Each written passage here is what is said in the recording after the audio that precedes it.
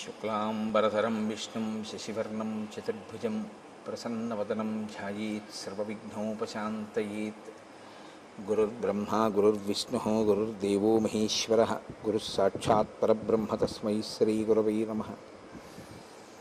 వ్యాసాయ విష్ణురూపాయ వ్యాసరూపాయ విష్ణవే నమో వై బ్రహ్మనిధయే వాసిష్ఠాయ నమో నమః. కూజంతం రామ రామేతి మధురం మధురాక్షరం ఆరుహ్య కవితాశాఖాం వందే వాల్మీకికోకిలం. శ్రుతిస్మృతిపురాణానాం ఆలయం కరుణాలయం నమామి భగవత్పాదశంకరం లోకశంకరం. వాగర్ధావివ సంపృక్తౌ వాగర్ధప్రతిపత్తయే జగతః పితరౌ వందే పార్వతీపరమేశ్వరౌ. సూక్తిం సమగ్రేతున స్వయమేవ లక్ష్మీః శ్రీరంగరాజమహిషీ మధురైకటాక్షైః. వైదగ్ధ్యవర్ణగుణగుంభనగౌరవైర్యాం కండూలకర్ణకుహరాः కవయోధయంతి. హైమోర్ధ్వపుండ్రమజహన్మకుటం సునాసం మందస్మితం మకరకుండలచారుగండం బింబాధరం బహుళదీర్ఘకృపాకటాక్షం శ్రీవేంకటేశముఖమాత్మనిసన్నిధత్తాం.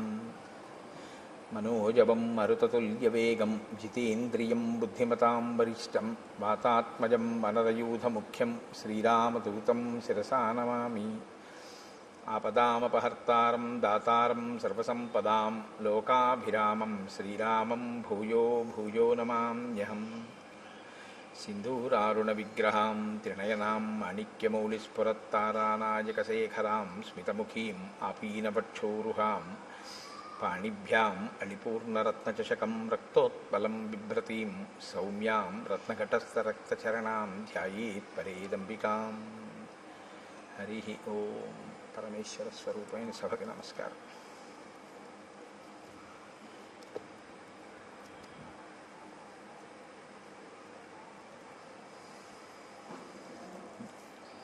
జటాయువుకి ఉత్తమ గతులను కల్పించినటువంటి రామచంద్రమూర్తి లక్ష్మణ సహితుడై సీతాన్వేషణం చేస్తూ అరణ్యంలో ప్రవేశించినటువంటి ఘట్టాన్ని మీకు నేను వివరిస్తున్నాను. నేను ఆ సీతమ్మని వెతుకుతూ వాళ్ళు నైరుతి దిశగా ముందుకి సాగిపోయారు. దండకారణ్యం నుంచి 3 క్రోసుల దూరం ప్రయాణించి క్రౌంచారణ్యము అనేటటువంటి అరణ్యంలోకి చేరుకున్నారు. ఒక అరణ్యం కన్నా ఒక అరణ్యం దారుణమైనటువంటి స్థితి. దారుణము అంటే మనుష్యులు తిరగడానికి యోగ్యమైనటువంటి అరణ్యములు కావు. అంత విపరీతంగా చెట్లు పొదలు తుప్పలు క్రూరమృగాలు సర్పాలతోటి నిండిపోయినటువంటి అరణ్యాలు. ఆ సీతమ్మ తల్లిని అన్వేషిస్తూ వాళ్ళు ఆ క్రౌంచారణ్యంలోకి ప్రవేశించారు. ఆ క్రౌంచారణ్యం నుంచి మళ్ళీ 3 క్రోసుల దూరం ప్రయాణం చేసి మతంగ మహర్షి ఆశ్రమానికి క్రౌంచారణ్యం యొక్క చివరి భాగానికి మధ్యలో ఉన్నటువంటి వేరొక వనంలోకి ప్రవేశించారు. ఆ వనం చాలా మృగపక్షి సంకీర్ణమై ఉంది. చీకటిగా ఉన్నటువంటి అరణ్యం. అక్కడ వాళ్ళకు ఒక పెద్ద గుహ ఒకటి కనపడింది. ఆ గుహ సమీపంలోకి వెడితే గాఢాంధకారంతో కూడుకున్నటువంటి ఆ గుహ ముందు ఒక రాక్షసి ఒక ఆమె నిలబడి ఉంది. భయదామల్పసత్వానాం బీభత్సాం రౌద్రదర్శనాం లంబోదరీం తీక్ష్ణదంష్ట్రాం కరాళాం పరుషత్వచం. వాల్మీకి మహర్షి రచన ఆ శ్లోకాలు అద్భుతంగా ఉంటాయి. ఆయన అంటారు, భయదాం అల్పసత్వానాం. అల్పసత్వము అంటే తక్కువ బలం కలిగినటువంటి వాళ్ళకి. తక్కువ బలం కలిగినటువంటి వాళ్ళకి ఆవిడ భయంకరమైనది. అంటే అది ఆవిడ స్వభావం. తనకన్నా కొంచెం తక్కువ బలం ఉన్న వాళ్ళు కనపడితే ఆవిడ వీధిస్తుంది, వాళ్ళని చాలా దుఃఖపెడుతుంది. ఎందుకని అంటే అది ఆవిడ సహజమైనటువంటి ప్రవృత్తి. తనకన్నా తక్కువ బలం వాళ్ళు కనపడితే ఆదరించడమో వాళ్ళని రక్షించడమో ఆవిడకు ఉండేటటువంటి లక్షణం కాదు. రాక్షసత్వము అంటే ఇంకేదో అని మీరేమనుకోక్కర్లేదు. కలియుగంలో ఒక పెద్ద విచిత్రం ఒకటి ఉంది. త్రేతాయుగం వాటిల్లో అయితే రాక్షసుల యొక్క ఉపాధులు తెలిసిపోయేవి. ఒక భయంకరమైనటువంటి శరీరం, ఏదో పెద్ద పొట్ట నోరు దంస్ట్రలు అవిది. కలియుగంలో బ్రహ్మగారు ఇచ్చినటువంటి వరం ఏమిటంటే రాక్షసుడెవరో మనుష్యుడెవరో తెలియదు, ప్రవృత్తి చేత తెలియాలి. కానీ తెలుసుకునే లోపలే ప్రమాదం వచ్చేస్తుంది. కనుక ఇప్పుడు ఆవిడ భయదాం అల్పసత్వానాం, తనకన్నా తక్కువ బలం ఉన్నటువంటి వారి పట్ల చాలా క్రోధంతో అవతల వారిని దుఃఖపెట్టేటట్టు ప్రవర్తిస్తుంది. అంటే తనకన్నా ఎక్కువ బలం ఉన్నవాళ్ళు కనపడితే తాను పారిపోతుంది. ఇది దాని అర్థం. అంటే ఆ జీవితానికి ఒక రుజువర్తన కానీ, ఆ జీవితానికి ఒక పంధా కానీ ఏమీ లేవు. మనకన్నా బలవంతుడు కనపడ్డాడు, వాడు మనకేదో ఇబ్బంది పెట్టాడు, పారిపోవడం. మనకన్నా తక్కువ బలం వాడు కనపడ్డాడు, వాడిని ఏడిపించాడు. ఈ ఏడిపించేటప్పుడు సిగ్గేయదు, ఆ ఓడిపోయినప్పుడు సిగ్గేయదు. రెండు చోట్ల సిగ్గు లేకపోతే అవమానము ఇలాంటివి ఉండవు. ఎప్పుడూ ఉండేది ఏమిటి అంటే రెండు కాలముల యందు కూడా దుఃఖపెట్టే ప్రయత్నం ఉంటుంటుంది. ఆ ప్రయత్నంలో తను విజయం సాధిస్తే విజయం సాధిస్తుంది, విజయం సాధించకపోతే వెళ్ళిపోతుంటుంది. ఇక్కడ ఈవిడికి శూర్పణఖకి ఒక్క తేడా ఒకటి కనపడుతుంది. అరణ్యకాండలో మహర్షి ఇద్దరికి ముకుచెవులు కోయిస్తారు ఆడ రాక్షసులకి. అందులో ఒకరు శూర్పణఖ, ఒకరు అయోముఖి. ఇద్దరు రాక్షసి అయినటువంటి వారే. కానీ ఒకరు పగ పెంచుకునే తత్వం ఉన్నవారు, ఒకరు పగ పెంచుకోకుండా అవకాశం దొరికితే ఏడిపిస్తారు, అవకాశం దొరకకపోతే పారిపోతారు. ఒక విధంగా చెప్పాలి అంటే ఒకరికన్నా ఒకరు ప్రమాదం తక్కువ అని కానీ, ఒకరికన్నా ఒకరు ప్రమాదం ఎక్కువ అని కానీ చెప్పడం కొంచెం కష్టం. ఎందుకంటే పగ పెంచుకునే స్వభావము ప్రమాదకరమే. పగ పెంచుకోకుండా తనకన్నా తక్కువ బలవంతుడు కనపడితే ఆ తక్కువ బలవంతుడిని నిగ్రహించడం కూడా ప్రమాదకరమే కదా. ఎక్కువ బలవంతులు కదా అని చెప్పి వచ్చి వాళ్ళకి ఏమైనా వాళ్ళు వచ్చి వీళ్ళని ఇబ్బంది పెడితే వాళ్ళు అప్పటికి పారిపోతారు. పారిపోయారని జాడ్యమో సమస్య వదిలిపోయినట్టు కాదు, మళ్ళీ వస్తూ ఉంటారు. ఎప్పుడు తెలుస్తుంది తనకన్నా అధిక బలవంతుడని? తను ఓడిపోతే ఏమైనా సిగ్గుంటుందా? ఏమీ ఉండదు, మళ్ళీ వెళ్ళిపోతుంది. మళ్ళీ ఎప్పుడు వస్తుంది? మళ్ళీ ఇంకోటి దొరికితే మళ్ళీ వస్తుంది. మళ్ళీ వాడు అధిక బలవంతుడైతే మళ్ళీ వెళ్ళిపోతుంది, తక్కువ బలవంతుడైతే ఇబ్బంది పెడుతుంది. అంటే ఆ మనస్తత్వం ఎటువంటిది అంటే దానికి మార్పు అన్నది కానీ, పాఠం నేర్చుకోవడం అన్నది కానీ ఏమీ ఉండదు. సమాజంలో తాను తిరుగుతూ సమాజంలో ఉండేటటువంటి వ్యక్తులతో తాను ప్రతిరోజు సమన్వయం అవుతూ కూడా తాను ఏ పాఠాన్ని తన జీవితంలో జరిగినటువంటి సంఘటనల నుంచి నేర్చుకోకుండా ఒకే రకమైన మోసపోసిన జీవితంతో బతికేస్తూ అవకాశం దొరికినప్పుడు నేను గొప్పవాణ్ణని, అవకాశం లేనప్పుడు తను తక్కువ వాణ్ణన్న బాధ లేకుండా పారిపోయేటటువంటి మనస్థితితో సరిపెట్టుకోగలిగినటువంటి స్థితి ఉన్నవాళ్ళు ఎవరైనా అయోముఖీ తత్వంలోకే వస్తారు. అంతకన్నా ఇంకా కొంచెం చెప్పడం కష్టం. మీకు సమాజంలో ఇటువంటి వాళ్ళు ఉండరని మీరు అనుకుంటున్నారా? చాలామంది ఉంటారు. బలవంతుడు కనపడితే ఓడిపోతారు, వాళ్ళకేం సిగ్గుండదు. మన ఎదురుగుండా వాళ్ళకి జరిగిన అవమానానికి మనం సిగ్గుపడతాం. అరే నిజంగా రేపు ఎలా తలెత్తుకు తిరుగుతాడరా, ఎలా కనపడతాడరా, మళ్ళీ ఇంత అవమానం పొందాడు నిన్న అని. ఆయన తర్వాత రోజు పొద్దున్న ఎలా వస్తాడో తెలుసా? అసలు ఆ సంఘటనే జరగనట్టు వస్తాడు ఆయన. చాలామంది ఉంటారు ఇలాగా. అంటే పేర్లు పెట్టి చెప్పడం బాగుండదు, మీరు గ్రహించగలరు. ఉద్ధతితో ప్రవర్తిస్తారు, ఎక్కడో దెబ్బతింటారు. తిని సిగ్గుపడడం ఏమీ ఉండదు. మనకన్నా చాలా సంతోషంగా ఉంటాడు ఆయన. అదేంటి అవమానం పడ్డాడు కదా, నేను రాత్రి నిద్రపోన్నాడు పాపం కుమిలిపోతున్నాడేమో అని మీరు పలకరించడానికి వెళ్ళారనుకోండి, ఆయన మిమ్మల్ని ఎలా పలకరిస్తాడో తెలుసా? అంత బాధపడతాం ఎందుకో దానికి అంటాడు. మన అడుగుతాడు బాధపడతాం ఎందుకు దానికి, అది పెద్ద విశేషమే ఉంది అంటాడు. ఒకవేళ అతను విజయం సాధించాడు అనుకోండి, మీరు అసలు పట్టుకొనే లేరు. ఈ మనఃప్రవృత్తి అత్యంత ప్రమాదకరం. అది ఎప్పటికీ ఏమీ తెలుసుకోలేదు. వీళ్ళ వల్ల ప్రమాదం ఎక్కడొస్తుందంటే వాళ్ళకేం ఉండదు. వాళ్ళకి ఒక రకంగా వాళ్ళకి ఏమిటంటే ఎప్పుడూ అలాగే గడిపేస్తూ జీవితాన్ని జీవించేస్తూ ఉంటారు. వాళ్ళని అంటి పెట్టుకుని ఉన్న వాళ్ళకి చాలా కష్టంగా ఉంటుంది. ఏంట్రా వీడికి మానవమానాలు లేవు, వీడితో ఉండడం. ఆయనకు కొడుకున్నాడు అనుకోండి, ఆ కొడుక్కి మానవమానాలు ఉన్నాయనుకోండి, ఆయన చాలా ఇబ్బంది పడతాడు. మా నాన్నగారు చెప్పలేడు తండ్రికి, మా నాన్నగారు ఏమీ తెలుసుకోరు, ఎప్పుడూ ఇలాగే ప్రవర్తిస్తారు. ఇది చాలా కష్టంగా ఉంది అని తను బరువు అవుతూ ఉంటాడు. తను బరువు అయ్యేటటువంటి పరిస్థితి మంచి ప్రవర్తన కాదు. అది దిద్దుకోవాలి, ఎవరైనా సరే దిద్దుకోవలసి ఉంటుంది దాన్ని. శ్రీరామాయణం కేవలం ఒక జరిగిపోయినటువంటి కథ అని మీరు వినాలి అనుకుంటే రామచంద్రమూర్తి ఒక నరుడిగా అవతారాన్ని స్వీకరించి ఈ పాత్రలన్నిటితోటి సమన్వయం కావలసినటువంటి అవసరం ఆయనకి లేదు. వాల్మీకి మహర్షి ఇన్నిటిని గ్రంథస్థం చెయ్యక్కర్లేదు. ఆయన కొన్ని వదిలిపెట్టేసేయచ్చు. అయోముఖి వృత్తాంతం మీరు విన్నప్పుడు పైకి ఎలా అనిపిస్తుందంటే కేవలం కథాభాగం కింద వింటే ఈ పాటి దానికి అసలు అరణ్యకాండలో ఈ స్థానం అవసరమా అనిపిస్తుంది. కానీ మీరు లోతుగా తరచి చూస్తే ఒక మనిషి తనని తాను దిద్దుకోవడానికి ఏవేవి అవసరమో అవన్నీ మనకి రామచంద్రమూర్తి చూపిస్తూ ఉంటారు. కాబట్టి ఇప్పుడు లంబోదరీం తీక్ష్ణదంష్ట్రాం కరాళాం పరుషత్వచం, ఆవిడ చాలా పెద్ద కడుపు కలిగినటువంటిది, పెద్ద పెద్ద కోరలు ఉన్నాయి, చాలా పరుషమైనటువంటి అంటే మందమైనటువంటి చర్మము కలిగినటువంటిది. ఇప్పుడు ఆవిడ ఏం చేస్తూ ఉంటుంది అంటే భక్షయంతీం మృగాన్ భీమాన్ వికటాం ముక్తమూర్ధజాం.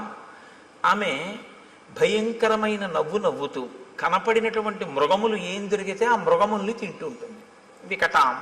వికటమైనటువంటి నవ్వు నవ్వుతూ ఉంటుంది. ముక్తమూర్ధజాం, కేశములు సంస్కరింపబడి ఉండవు, ఆ జుత్తు అంతా విరబోసుకుని ఉంటుంది. ఇది ఒక దారుణమైనటువంటి ప్రవృత్తి. నేను మన్నింపబడదను కాక నేను రామాయణం చెప్తున్నానంతే, నేను ఇంక ఎవరిని ఉద్దేశించి చెప్పడము నా ఉద్దేశ్యం కాదు. స్త్రీ కేశపాశం కింద కట్టబడి ఉండి తీరాలి అని శాస్త్రవాక్కు. స్త్రీ కేశపాశం కింద కానీ చల్లుకుపోయి ఉంటే, విచ్చుకుపోయి ఉంటే అది దేశానికి కూడా అరిష్టం అని, అంతే, అంతకన్నా ఇంకా అక్కర్లేదు. కాబట్టి భక్షయంతి మృగాన్ భీమాన్ వికటాం ముక్తమూర్ధజాం, ఆమె జుత్తు చల్లుకుపోయి ఉంది, అదే రాక్షసీత్వము అన్న మాటకు అర్థం. అంటే తను బాగున్నానని తను అనుకుంటే చాలు, దానివల్ల ఆ అపచారం వల్ల ఇతరులు పోయినా తను పట్టించుకోక్కర్లేదు. అహం తయోముఖీ నామ లాభస్తే తమసి ప్రియ నాథ పర్వతకూటేషు నదీనాం పులినేషు చ ఆయుష్శేషమిమం వీర త్వం మయా సహరంస్యసే. ఆవిడంటుంది నా పేరు అయోముఖి. ఆవిడ దృష్టి లక్ష్మణమూర్తి మీద పడింది, రామచంద్రమూర్తి మీద పడలేదు. ముక్కు చెవులు కోయించుకునే వాళ్ళందరి దృష్టి లక్ష్మణుడి మీదే పడుతుందో ఏమో మరి. ఆవిడంది నీవే నాకు తగినటువంటి భర్తవి, అంతే. ఆవిడే నిర్ణయించేసుకుంది. శూర్పణఖ ఎలా నిర్ణయించేసుకుందో అలాగే ఆవిడే నిర్ణయించేసుకుంది. కాబట్టి ఇక నువ్వు శేష జీవితం అంతా కూడా సంతోషంగా నాతో ఆ నదుల యొక్క ఒడ్ల యందు పర్వత శిఖరముల యందు విహరిస్తూ సంతోషంగా గడుపుదువు గారివి. కాబట్టి నువ్వు నాతో సంతోషంగా గడపడం కోసం రా, మన ఇద్దరం భార్యాభర్తలమై గడుపుదాం అని ఆమె లక్ష్మణుణ్ణి పట్టుకుంటే ఏవ ముక్తస్తు కుపిత ఖడ్గముద్ధృత్య లక్ష్మణ కర్ణనాశే స్తనౌ చాస్య నిచకర్తారి సూదన. ఆ పట్టుకున్నటువంటి అయోముఖి యొక్క ముక్కు, చెవులు, స్తనములు, వీటిని తన కత్తి పెట్టి ఆయన తెగ కోసేసాడు. తెగ కోసేస్తే ఆవిడ లక్ష్మణుణ్ణి విడిచిపెట్టేసి అరణ్యంలోకి పెద్ద రవం చేస్తూ ఏడుస్తూ నెత్తురు కారిపోతూ పరిగెత్తుకుంటూ వెళ్ళిపోయింది. అంటే యుక్తాయుక్త విచక్షణ లేనటువంటి నడవడితో తను కానిస్తే చాలు, ఇతరుల యొక్క అభిప్రాయముతో సంబంధం లేకుండా బలవంతులు కనపడితే పరాభవింపబడి, బలహీనులైతే తను అనుకున్న కామాన్ని చెల్లించుకుంటూ జీవితం గడపగలిగినటువంటి నీచమైన ప్రవృత్తి కలిగినటువంటి స్థితిలో ఉన్న ఒక ప్రాణి. కాబట్టి ఇక అయోముఖి ఈ కాండలో ఏం మనకు కనపడదు ఆవిడ. కాబట్టి ఆవిడ అలా ఏడుస్తూ వెళ్ళిపోయింది. ఎందుకు శ్రీరామాయణంలో ఈ పాత్ర కనపడింది అన్నదాన్ని మీరు గమనించవలసి ఉంటుంది. మొదట శూర్పణఖకి ముక్కు చెవులు తెగిపోతాయి, ఇక్కడ అయోముఖికి ముక్కు చెవులు తెగిపోతాయి. కానీ ముక్కు చెవులు తెగితే మనం ఉలిక్కి పడతాం. ఎందుకంటే శ్రీరామాయణంలో అరణ్యకాండ మొదట్లో ఒక ఆడదాని ముక్కు చెవులు ఇలా కామంతో వస్తేనే కోసిన కారణానికి సీతాపహరణం జరిగింది. ఇప్పుడు మళ్ళీ కోశాడు, ఏమవుతుందో అని అనిపిస్తుంది. కానీ ఏమవదు, అయోముఖి వెళ్ళిపోయింది. కాబట్టి ఈ రెండిటి మధ్యలో ఉండేటటువంటి తేడాని మీరు గమనించవచ్చు. ఆవిడది పగ, ఈవిడిది పగా ప్రతీకారము పెంచుకుని సాధించేటటువంటి మనస్తత్వం కాదు. లక్ష్మణస్తు మహాతేజా సత్వవాన్ శీలవాన్ శుచి అబ్రవీత్ ప్రాంజలిర్వాక్యం భ్రాతరం దీప్త తేజసం. మీరు శ్రీరామాయణాన్ని చదివేటప్పుడు చాలా ధర్మ సూక్ష్మములను గ్రహించవలసి ఉంటుంది. చాలా అందంగా ఉంటుంది రామాయణం. అందుకే రామాయణం జీర్ణమైతే అన్నగారిని గౌరవించే తమ్ముడు కనపడితే మీకు ఒంట్లో పులకింత వస్తుంది. లక్ష్మణస్తు మహాతేజాహ సత్వవాన్ శీలవాన్ శుచి. ఆయన రామచంద్రమూర్తితో మాట్లాడుతున్నాడు. ఎవరు? లక్ష్మణుడు. అయోముఖి పారిపోయింది, ఇద్దరు నడుస్తున్నారు. ఇప్పుడు అకస్మాత్తుగా ఆయనకి ఏదో రాముడితో మాట్లాడాలి అని అనిపించింది. ఎలా మాట్లాడేటో తెలుసా అండి? ఇలా ఎడంచేతో రామ అని పిలిచి కూడా మాట్లాడాలంటే. కానీ ఆయన ఎలా మాట్లాడాడంటే అబ్రవీత్ ప్రాంజలిర్వాక్యం. ఆయన మాట్లాడేటప్పుడు అంజలి ఘటించి రాముడితోటి అన్నయ్య అని ఇలా నమస్కారం చేసి మాట్లాడతాడు. ఎందుకంటే చాలా చోట్ల చెప్పుకున్నాడు లక్ష్మణుడు, నేను రాముణ్ణి అన్నగా చూడను, రాముణ్ణి నా గురువుగా చూస్తాను. అందుకని ఎప్పుడూ అంత గౌరవంతోనూ ఉంటాడు. అందుకే రామాయణం బాగా అనుభవించకుండా రామాయణంలోది ఏదీ గీసే ప్రయత్నం చేయకూడదు. అలా ప్రయత్నం చేస్తే ఏమవుతుందో తెలుసా అండి? చూసిన వాళ్ళకి అలా ఉంటాయిలా ఉంది అందులో ఉన్న వ్యక్తిత్వాలు అని అనిపిస్తుంది. శబరి పళ్ళు తీసుకొచ్చి రాముడికి పెడుతుంటే రాముడు పుచ్చుకుంటుంటే రాముడు కూర్చున్న అరుగు మీద లక్ష్మణుడు ఎడంకాలు ఎత్తి పెట్టినట్టుగా ఉందనుకోండి ఒక ఫోటో. అలా ఉంటాడా ఎప్పుడైనా లక్ష్మణుడు? అవి ఏమవుతాయంటే చూసే వాళ్ళ హృదయాల్లో తప్పు భావాలు నింపుతాయి. కాబట్టి శ్రీరామాయణాన్ని జాగ్రత్తగా గమనించవలసి ఉంటుంది. గమనించకుండా చేతిలో కళ ఉండడం వేరు, రామాయణాన్ని గీయడం వేరు. రామాయణాన్ని గీయాలి అంటే రామాయణం చదివి రామాయణం గురించి కొంత అధికారం ఉండాలి. రామాయణంలో ఉండేటటువంటి వ్యక్తిత్వాలు బహు విశిష్టమైనవి. అంత విశిష్టమైనటువంటిది, అందులో అటువంటి ఘట్టాల గురించి ఏదైనా కూర్పు చేస్తే చాలా జాగ్రత్తగా ఉండాలి. కాబట్టి నేను దేన్ని దృష్టిలో పెట్టుకున్నానో మీరు గమనించి ఉంటారు. కాబట్టి ఇప్పుడు అబ్రవీత్ ప్రాంజలిర్వాక్యం భ్రాతరం దీప్త తేజసం. అంజలి ఘటించి రామచంద్రమూర్తితో మాట్లాడుతున్నాడు.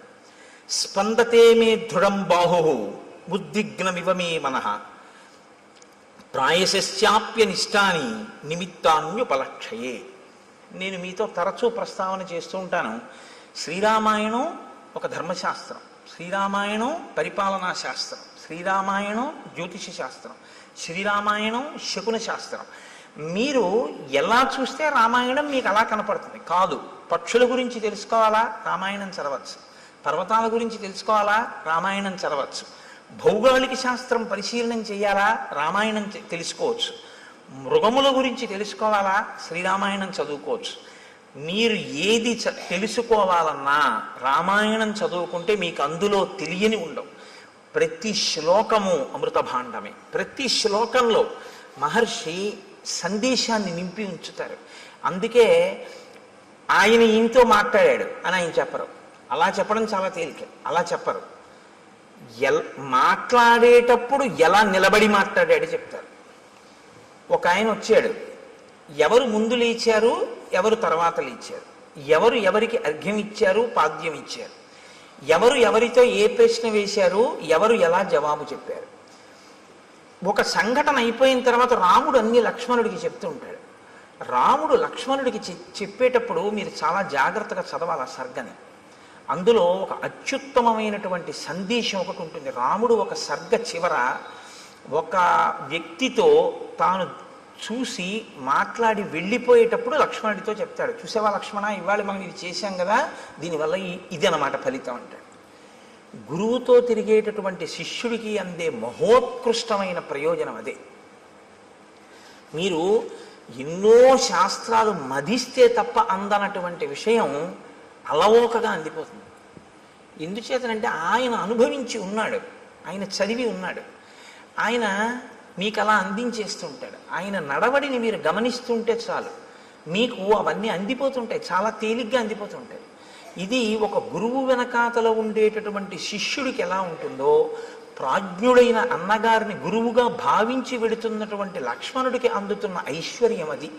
అది తరిగిపోని చెరిగిపోని ఐశ్వర్యం. అందుకే రాముడితో కలిసి ఉండడమే ఆయన ఐశ్వర్యం. అందుచేత లక్ష్మణుడు అయ్యాడు. కాబట్టి చూడండి, ఇప్పుడు ఆయన అంటున్నాడు స్పందతే మే దృఢం బాహు. అన్నయ్య, నా భుజం అదురుతోంది, ఎడం భుజం.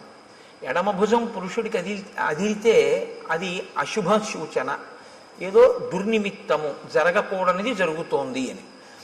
ఉద్విగ్నమివమే మనః, నిష్కారణంగా నా మనసు తొట్టుపడుతోంది, తత్తరపడుతోంది. ఎందుకు? ఉద్విగ్నతకి లోనవుతున్నాను. కాబట్టి ప్రాయశ్చాప్యనిష్టాని నిమిత్తాన్ విపలక్షయే, ఏదో భయంకరమైనటువంటి సంఘటన, మనసుకి పరివేదన కల్పించేటటువంటి సంఘటన జరగబోతోంది అని నాకు అనిపిస్తోంది. ఇప్పుడు ఒక సంఘటన జరగబోతోంది, అదేదో చాలా క్లీశమైనటువంటి విషయమే. అందులోంచి బయటికి వస్తావా, బయటికి రావా? అది ప్రధానం. జబ్బు వచ్చింది రైతే, డాక్టర్ గారి దగ్గరికి వెళ్ళి అది చేయించుకోండి అన్నారు. చేయించుకుంటే బతుకుతానా అండి అని అడుగుతారా లేదా? అడుగుతాం కదా, చేయించుకుంటే బతుకుతామండి అని అడుగుతారు. అలాగే బయటికి వస్తావా, రావా? దుర్నిమిత్తం కనపడుతోంది, జరగకూడనిది జరుగుతోంది అని తెలుస్తోంది, బయటికి వస్తావా? కేవలం జరిగేది మాత్రమే చెప్తే బయటికి వస్తావో రావో చెప్పనటువంటి అసమగ్రత ఉన్నట్టు. సమగ్రత ఎప్పుడు ఉన్నట్టు? ఒక జరగకూడనిది జరుగుతోంది కానీ నువ్వు బయటికి వస్తావు అన్న విషయాన్నో బయటికి రావు అన్న విషయాన్నో కూడా చెప్పాలి. నిన్న రాముడు వస్తున్నప్పుడు మీకు నేను కొన్ని దుర్నిమిత్తాలు చెప్పాను. ఖచ్చితంగా ఏదో అమంగళం జరిగిపోయింది అన్నాడు రాముడు. ఏదో బాధాకరమైన విషయం జరిగిపోయింది, ఎందుకంటే శకునాలు అలా ఉన్నాయన్నాడు. సీతాపహరణం అయిపోయింది. ఇవాళ లక్ష్మణుడు చెప్తున్నాడు శకునాలు. ఇవాళ లక్ష్మణుడు చెప్పేటప్పుడు భయంకరమైనది జరుగుతుంది కానీ పైకి వస్తా ఉంటాడు. ఎందుకు పైకి వస్తారో ఇప్పుడు శకునం ఇంకొకటి చెప్తాడు. నేను అందుకే మీకు చెప్పింది, ఇంకా మళ్ళీ శకున శాస్త్రం ఏం మీరు చదవక్కర్లేదు. రామాయణం చదివితే శకున శాస్త్రం వచ్చేస్తుంది అంతే. రామాయణం చదివితే మీకు తెలియకుండా మీకు జ్యోతిషంలో కొన్ని విషయాలు తెలిసిపోతాయి. నిన్న లేదు జటాయువు వింద ముహూర్తం గురించి మాట్లాడాడు. అందుకని ఏష వంచులకో నామ పక్షీ పరమదారుణ ఆవయోర్ విజయం యుద్ధే శంసన్నివ వినర్దతి. అన్నయ్య, వంచులకము అనబడేటటువంటి పక్షి కూస్తోంది, ఆ కూత వినపడుతోంది. అది నిజంగా ఆ పక్షి కూస్తే చాలా తొందరగా యుద్ధం వస్తుంది, చాలా హఠాత్తుగా వచ్చేస్తుంది యుద్ధం. కానీ ఆ యుద్ధంలో జయాన్ని పొందుతాం. కాబట్టి నాకు ఇటువంటి శకునములు కనపడుతున్నాయి అని అన్నాడు. అంతే. ఒక పెద్ద శబ్దం, ఎంత పెద్ద శబ్దం అంటే ఆ శబ్దం ఎటువంటిది అంటే మీరు అర్థం చేసుకోవాలంటే ఒక్కటే ఉపమానం చెప్పవలసి ఉంటుంది. అంతరిక్షం వరకు ధ్వని వినపడేటట్టుగా ఒక పిడుగు పడితే ఎటువంటి ధ్వని ఉంటుందో అంత ధ్వని అక్కడ వినపడింది. అంటే ఇప్పుడు మీరు ముందు ఒక విషయాన్ని గమనించవలసి ఉంటుంది. మహర్షి హృదయం ఏమిటో తెలుసా అండి? రాముడు బాలకాండలో శివధనస్సుని ఎక్కుపెట్టినప్పుడు ధనుర్భంగం అయింది. విశ్వామిత్రుడు, రాముడు, లక్ష్మణుడు, జనకుడు తప్ప మిగిలిన వాళ్ళు ఎవ్వరూ కూడా నిలబడిన వాళ్ళు లేరు. శబ్దము అనేటటువంటిది సామాన్యమైనది కాదు. శబ్దము వేరు, ధ్వని వేరు. మీరు ఈ రెండిటికి తేడా తెలుసుకోవాలి. శబ్దము అర్థ ప్రతిపాదకము. శబ్దం ఎప్పుడూ కూడా అర్థంతో ఉంటుంది. ధ్వని అర్థ ప్రతిపాదకము కాదు. ధ్వని రాపిడి వలన రావాలని నియమం లేదు. శబ్దము రాపిడి వలన వస్తుంది ఎప్పుడైనా అంతే. శబ్దములన్నీ కూడా అర్థ ప్రతిపాదకములో లేదా మనస్సుకి సుఖదాయకములో అయి ఉంటాయి. అందుకే ఘర్షణ చేత పడతాయి. నేను మీకు ఒక ఉదాహరణ చెప్పాలంటే, ఇప్పుడు నేను చెప్తున్న దాన్ని శబ్దము అని అనవలసి ఉంటుంది. ఎందుకంటే నా మూలాధార చక్రం దగ్గర నుంచి లాగబడినటువంటి వాయువు అనేక చక్రాలకి తగులుతూ పైకి వస్తుంది. పైకి వచ్చేటప్పుడు ఒరిపిడి చెందుతుంది, రాసుకుంటుంది. చిట్ట చివర నా యొక్క ఆ స్వరపేటిక దగ్గరికి వచ్చేటప్పటికి ఆ వాయువు బాగా రాపిడి చెంది ఉరుసుకుని అక్షరములుగా, పదములుగా, వాక్యములుగా మారి నా నోటి వెంట బయటికి వస్తుంటుంది. ఉరిపిడి చేత పైకి వస్తుంది. నేను ఒక వైలిన్ వాయించాను అనుకోండి, చేతితో ఒక తాడు ఉన్నటువంటి పరికరం లాంటి దాన్ని పట్టుకుని తీగల మీద లాగితే ఆ ఒరిపిడికి ధ్వని వస్తుంది. ఒక వీణని గోటితో పెనగితే ధ్వని వస్తుంది. అలా మీకు ఎప్పుడైనా సరే ఒరిపిడి వలన వస్తే, అంటే ఘర్షణ వలన పుడితే దాన్ని శబ్దము అంటారు. ఇప్పుడు ఆ శబ్దం ఏం చేస్తుంది? అందుకే వేదరాశికి శబ్దరాశి అని పేరు. అర్థ ప్రతిపాదకమై దానికి ఏదో ఒక ప్రయోజనం ఉంటుంది. ప్రయోజనం లేనిది అనుకోండి, దానికి ఏమిటి అంటే మీరు చెప్పలేరు అనుకున్నప్పుడు దాన్ని శబ్దం అనకూడదు, ధ్వని అనాలి. పిల్లాడు ఆడుకుంటూ ఉంగా అన్నాడు అనుకోండి, దానికి అర్థం ఏంటి చెప్పండి అన్నారు అనుకోండి, ఏం చెప్తారు? ఉంగా అన్నాడు పిల్లాడు, చంటి పిల్లాడు. ఏమైనా నువ్వు రామాయణం చెప్పావు కదా, దీనికి అర్థం చెప్పన్నారు అనుకోండి, ఎవరు చెప్తారు దానికి? అప్పుడు దాన్ని ఏమనాలంటే ధ్వని అన్నారు. అంటే దానికి ఒక అర్థం ఏమి ఉండదు. అర్థం లేకుండా చేయబడేటటువంటిది ఏది ఉంటుందో దానికి మీరు ఏ అర్థము చెప్పడం కుదరదో వాటికి ధ్వనులని పేరు. కాబట్టి ఇప్పుడు ఏర్పడినది శబ్దమా ధ్వన అంటే యథార్థమునకు పెద్ద ధ్వని అని మీరు అనవలసి ఉంటుంది. ఎందుకంటే దానికి ఒక అర్థం లేదు. కానీ ఒక పిడుగు నేల మీద పడితే ఆ శబ్దము, ఆ ధ్వని అంతరిక్షం వరకు వినపడితే ఎంత ధ్వని ఉంటుందో అంత ధ్వని ఉంది. ధ్వనికి ఉండేటటువంటి లక్షణం ఏమిటో తెలుసా అండి? ధ్వనికి కానివ్వండి, శబ్దమునకు కానివ్వండి, ప్రాణాలు పొయ్యగలదు, ప్రాణాలు తీయగలదు. ఈ రెండు ఉంటాయి. ఎందుకో తెలుసా అండి? ఒక్కొక్కసారి ప్రాణం పోస్తుంది, ఒక్కొక్కసారి ప్రాణం తీసేస్తుంది. మీరు చూడండి, నిశ్చేష్టుడైపోయాడు అనుకోండి ఎవరో, మీరు వెళ్ళి ఏ తప్పట్లు కొట్టడమో ఏదో చేస్తే స్పృహలోకి వస్తారు, తీసుకొస్తుంది, దానికి ఆ శక్తి ఉంటుంది. శబ్దము మిమ్మల్ని జ్ఞానవంతుల్ని చేస్తుంది. లేకపోతే వినడం ఎందుకండి? వినడం వల్ల ఏదో మీకు తెలుస్తుందని కదా వింటూ ఉంటారు. అదే శబ్దము చాలా తీవ్ర స్థాయిలో వచ్చిందనుకోండి, మనిషి ప్రాణం వదిలిపెట్టేస్తాడు. అందుకే పిడుగు పడితే పిడుగు యొక్క ధ్వనికి భవనములు కింద పడిపోతూ ఉంటాయి. అక్కడ ఉన్నటువంటి జీవరాశి, చెట్లు కూడా నేల కొరిగిపోతాయి. ఎందుకని అంటే ఆ శబ్ద ప్రకంపనలు, ధ్వని ప్రకంపనల యందు శక్తి తరంగములు ఉంటాయి. దీన్ని మొట్టమొదట ప్రతిపాదించిన వాళ్ళు ఎవరంటే భారతదేశంలో ఆర్షధర్మంలో ఋషులు ప్రతిపాదించి కదలిక ఉన్న ప్రతిదాన్ని శక్తి స్వరూపంగా భావన చేశారు మన వాళ్ళు. అందుకే శబ్ద బ్రహ్మమయీ చరాచరమయీ జ్యోతిర్మయీ వాంగ్మయీ తత్వాతీతమయీ నిరంజనమయీ అని అమ్మవారిని స్తోత్రం చేశారు.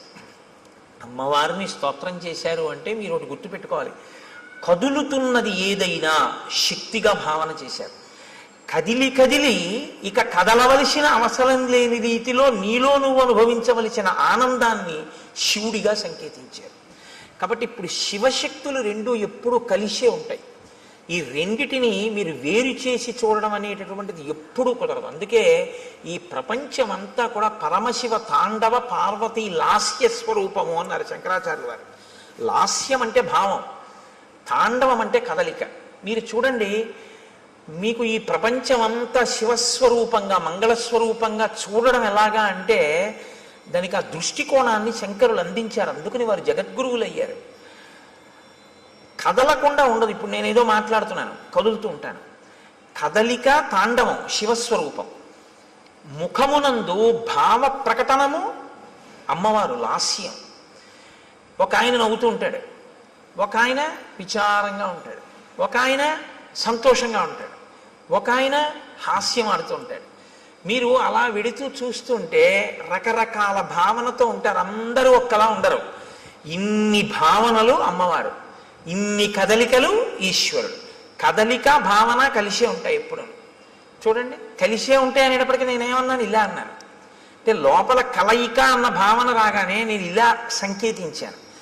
ఈ భావన, ఈ కదలిక రెండు ఒకదాన్నొకటి అనుసరించడం. వాగర్ధావివ సంపృక్తౌ వాగర్ధ ప్రతిపత్తయే జగత పితరౌ వందే పార్వతీ పరమేశ్వరౌ. వాళ్ళిద్దరి స్వరూపమై ఈ జగత్తంతా ఉందయా. పార్వతీ పరమేశ్వరులు ఈ లోకమంతా నిండి ఉన్నారు. నువ్వు అలా చూడగలిగితే జగత్ తాండవ లాస్య స్వరూపము అని. కాబట్టి దాన్ని వాల్మీకి మహర్షి ఎందుకండి అంత గొప్పగా ఆ విషయం కూడా మాట్లాడడం అంటే, అది ఇంకొకటి వింటే చచ్చుండివాడు. తట్టుకోగలిగారు అంటే ఇప్పుడు దాని మూలస్థానమును కూడా ఛేదించగలిగినటువంటి పరాక్రమవంతులు. చెవికే అంత బలం ఉంటే చేతులకి ఎంత బలం ఉండాలి? కాబట్టి ఇప్పుడు మూలస్థానాన్ని ఛేదించగలరు. ఇది రామచంద్రమూర్తి యొక్క, లక్ష్మణుని యొక్క వీర్యము, పరాక్రమము. మీతో నేను చాలా మార్లు మనవి చేస్తున్నాను, వీర్యం అన్న మాటకు అర్థం అదే. ఎదుట వస్తున్నటువంటి ఎదిరింపునకు లేదా తనతో తలపడుతున్నటువంటి స్థితిలో ఉన్న ఎదురుగుండా కనపడుతున్నటువంటి ప్రతిద్వంద్వి యందు లోపల తాను చెక్కు చెదరక ఎదుటివాడిని చెక్కు చెదిరిపోయేటట్టు చెయ్యగలిగినటువంటి ప్రజ్ఞకి వీర్యమని పేరు.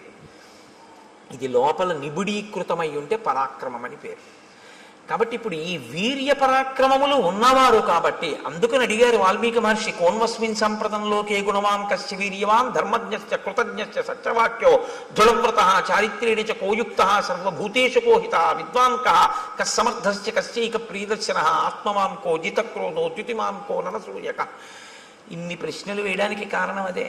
కాబట్టి ఇప్పుడు వారు ఆ ధనిని విని వాళ్ళు ఏమనుకున్నారంటే ఇంత పెద్ద ధని ఎక్కడి నుంచి వచ్చింది అని ఆశ్చర్యపోయారు. వారు ఆశ్చర్యపోయే లోపలే వారికి ఎదురుగుండా ఒక స్వరూపం ఒకటి కనపడింది, ఒక పెద్ద ఆకారం ఒకటి కనపడింది. ఆకారము అన్న మాట నేను ఎందుకు అనవలసి ఉంటుందంటే, చూడగానే గుర్తుపట్టగలిగితే ఇది బలానా అని గుర్తుపట్టగలిగారు అనుకోండి, మీ ప్రజ్ఞకు అందుతోంది అని గుర్తు. ఇలా చూస్తే మనిషి అన్నాను అనుకోండి, నా ప్రజ్ఞకు అందింది. జింక నా ప్రజ్ఞకు అందింది, లేడి నా ప్రజ్ఞకు అందింది, సర్పము నా ప్రజ్ఞకు అందింది. అసలు అటువంటి రూపు లోకంలో ఎక్కడా వర్ణింపబడలేదు, తాను చూడలేదు. నేను చూడకపోవచ్చు కానీ విన్నాను అనుకోండి తెలుస్తుంది. ఒక హంస నేను చూడలేదు కానీ హంస కనపడింది, ఇది హంస అనుకుంటానండి అంటాను.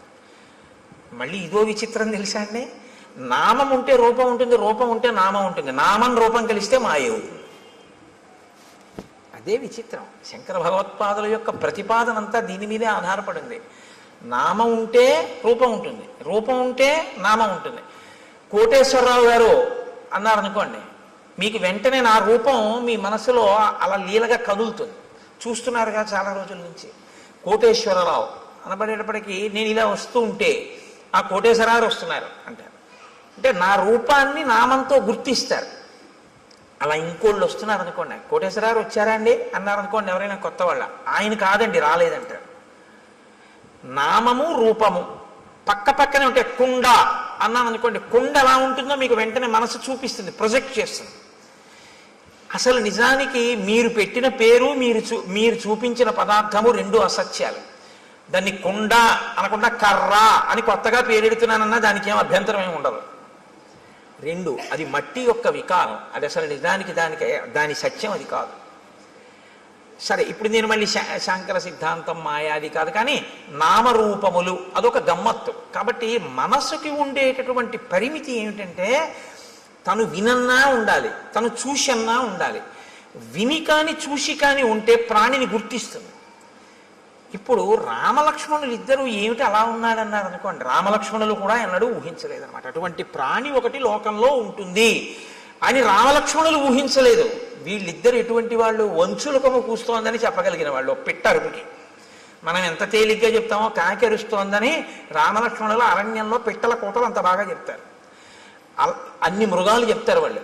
అటువంటి వాళ్ళు ఆ ఎదురుగుండా ఉన్న ప్రాణిని గుర్తించలేకపోయారు. ఇది విరూపము అన్న పేరు.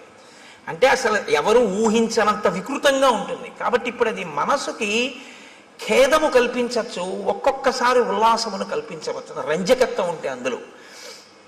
కాబట్టి ఇప్పుడు వాళ్ళిద్దరూ దూరంగా ఉన్న ప్రాణి వంక చూశారు. వెంటనే మహర్షి ఏం చేస్తారంటే దాన్ని ముక్కలు కింద విరవకుండా చూపించేస్తారు. అది ప్రజ్ఞ, కవి యొక్క ప్రజ్ఞ మీరు చూడాలి. ఎందుకో తెలుసా అండి, ఆయన రాముడి కళ్ళల్లోంచి ఘంటం కదులుతుంది. ఇప్పుడు రాముడు చూస్తున్నాడు, రాముడు చూసేటప్పుడు ఆ చూపు చకచక నడిచేస్తుంది అంతే. ఎలా చూశాడు అన్నది పైనుంచి కింద వరకు ఆ ప్రాణి ఎంత విచిత్రంగా ఉందో చూస్తారు. అంతేగాని సగం చెప్పి మళ్ళీ ఎటో చూసి చెట్టు చెప్పి మళ్ళీ ఇది చెప్పి అలా ఉండదు. ఆ రచనలో ప్రజ్ఞ వాల్మీకి మహర్షి ఘంటం రాముడి కన్నులను బట్టి కదులుతోంది. ఇప్పుడు ఆయన రాముడిలో ప్రకాయ ప్రవేశం చేసి ఆ ఎదురుగుండా ఉన్నటువంటి రాక్షసుణ్ణి చూసి ఘంటాన్ని కదుపుతున్నారు. మీరు శ్రీరామాయణాన్ని బహుభంగిమల చూడవలసి ఉంటుంది. ఎందుకంటే వాల్మీకి మహర్షి తరువాత కవులకు ఆదర్శం అయ్యారు. కాళిదాసాది మహాకవులు కూడా వాల్మీకి మహర్షినే అనుసరించారు.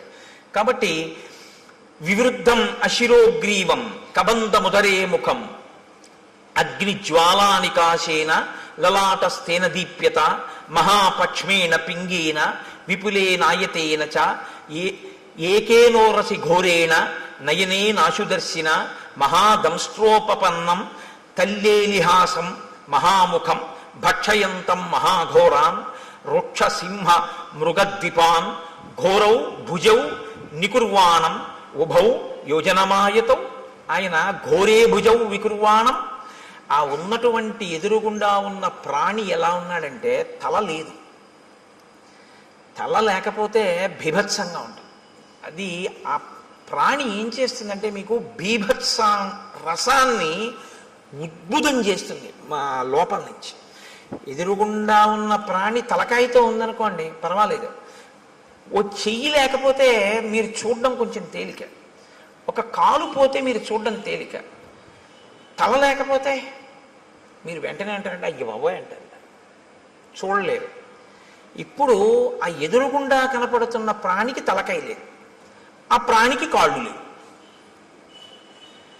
తలకాయి లేదు, కాళ్ళు లేవు. పోనీ తలకాయి కాళ్ళు లేకుండా అలా ఉందా ప్రాణి? అలా లేదు. అదొక విచిత్రమైనటువంటి స్థితిలో ఉంది. అశిరోగ్రీవం, దానికి కంఠము లేదు, తలకాయి లేదు. కానీ కబంధముదరే ముఖం, ఇక్కడ పొట్ట దగ్గర ఉంది ముఖంలాగా. ఈ ఛాతీ మీద లలాట భాగం ఉంది, ఇక్కడ ఉంగురుంది. ఈ కింద ఒక పెద్ద కన్ను ఉంది, ఆ కన్ను మీద ఒక పెద్ద రెప్ప ఉంది. ఆ రెప్పకి పచ్చటి వెంట్రుకలు పొడుగ్గా ఉన్నాయి. ఆ కన్ను ఎత్తి చూస్తే అగ్ని జ్వాల ఎలా ఉంటుందో అలా ఉంది ఆ కన్ను, ఎర్రగా. అటువంటి కన్ను ఇక్కడ పెట్టుకుని ఉంది ఆ ప్రాణి. ఇక్కడ గుండెల మీదకు ఉంది. పొట్ట మీద నోరుంది దానికి. దానికి కాళ్ళు లేవు కాబట్టి అది కదలలేదు, అది అలా కూర్చుని ఉంది. కానీ దానికి యోజనం దూరం వరకు వెళ్ళగలిగినటువంటి దీర్ఘబాహువులు ఉన్నాయి. ఇప్పుడు అది ఏం చేస్తోందంటే ఎంత దూరమైనా సరే దానికి ఉన్నటువంటి కళ్ళతో చూస్తూ ఉంటుంది. నయనే నాశుదర్శిన అంటే ఒక్క కన్నే అయినా ఎంత దూరమైనా అది చూడగలదు కానీ లేచి వెళ్ళలేదు, గమనం లేదు. దానికి గమనం లేదు కాబట్టి అది ఏం చేస్తుందంటే చెయ్యి చాపుతుంది, చాపి తడుగుతుంది ఇలాగా. అంటే అది ఎటిళ్ళిందో ఇలా తడుగుతుంది, తడివి పట్టుకుంటుంది. అది ఏనుగు కానివ్వండి, పులి కాని, సింహం కాని ఏదైనా సరే పట్టుకోగలిగినటువంటి చేతులు దానివి. ఎంత దూరం? ఇక్కడి నుంచి ఒక యోజనం దూరం వరకు ఉంటాయి చేతులు, దాంతో పట్టుకుంటుంది. పట్టుకుని ఈడుస్తుంది ఆ ప్రాణుల్ని. ఆ ఈడ్చి ఆ ఆకర్షంతం వికర్షంతం అనేకాన్ మృగయూధపాన్ స్థితమావృత్య పంధానం తయోర్భ్రాతోహో ప్రపన్నయోహో. అది వాటిని పట్టుకుని ఈడుస్తుంది ఇలాగా. అది నిజంగా మహర్షి ఒక లైవ్ టెలికాస్ట్ అండి. అది నిజంగా అద్భుతం. ఎందుకంటే పట్టుకుని ఇలా ఎత్తడం కొన్ని ప్రాణుల లక్షణం, ఈడ్వడం కొన్ని ప్రాణుల లక్షణం. మీరు చూడండి, ఉత్తమమైనటువంటి సంస్కారం ఉన్న ప్రాణులు కొన్ని ఉంటాయి.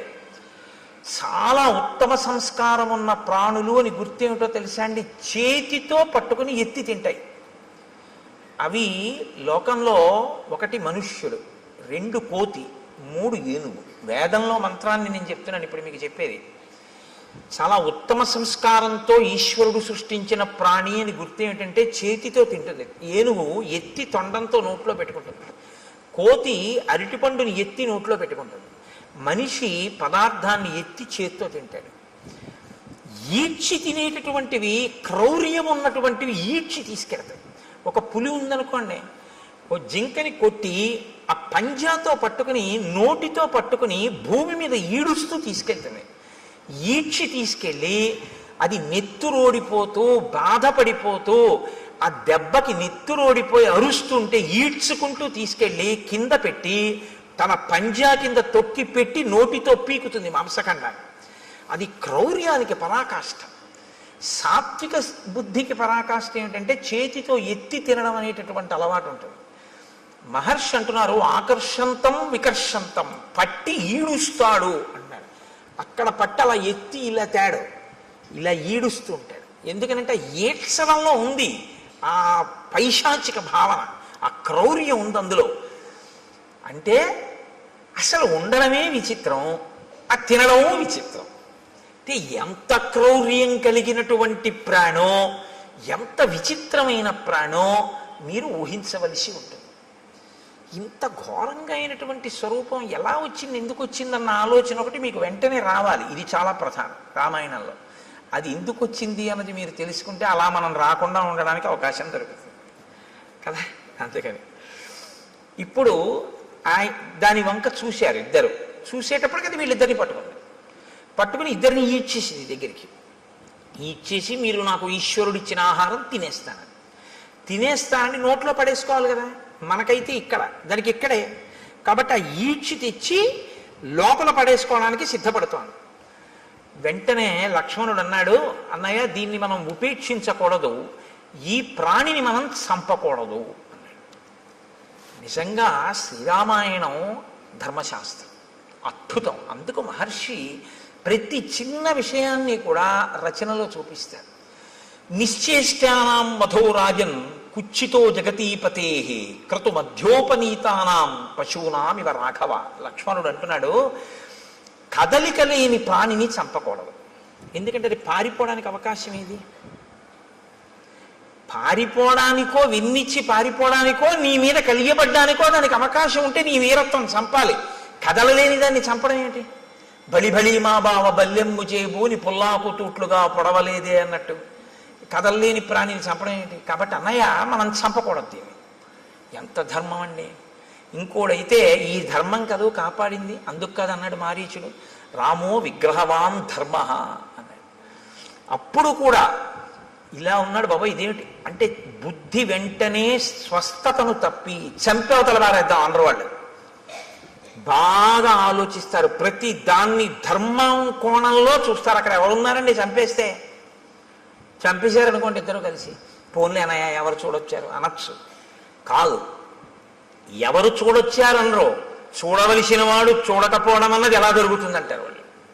ఇది ధర్మావలంబనకి కారణం. ధర్మమూర్తిగా ఎందుకు ఉండగలుగుతాడు ఒక వ్యక్తి అంటే, నేను ఎలా తప్పుకుంటానండి, ఈశ్వరుడు ఎప్పుడూ చూస్తూ ఉంటాడు కదా అంటాడు.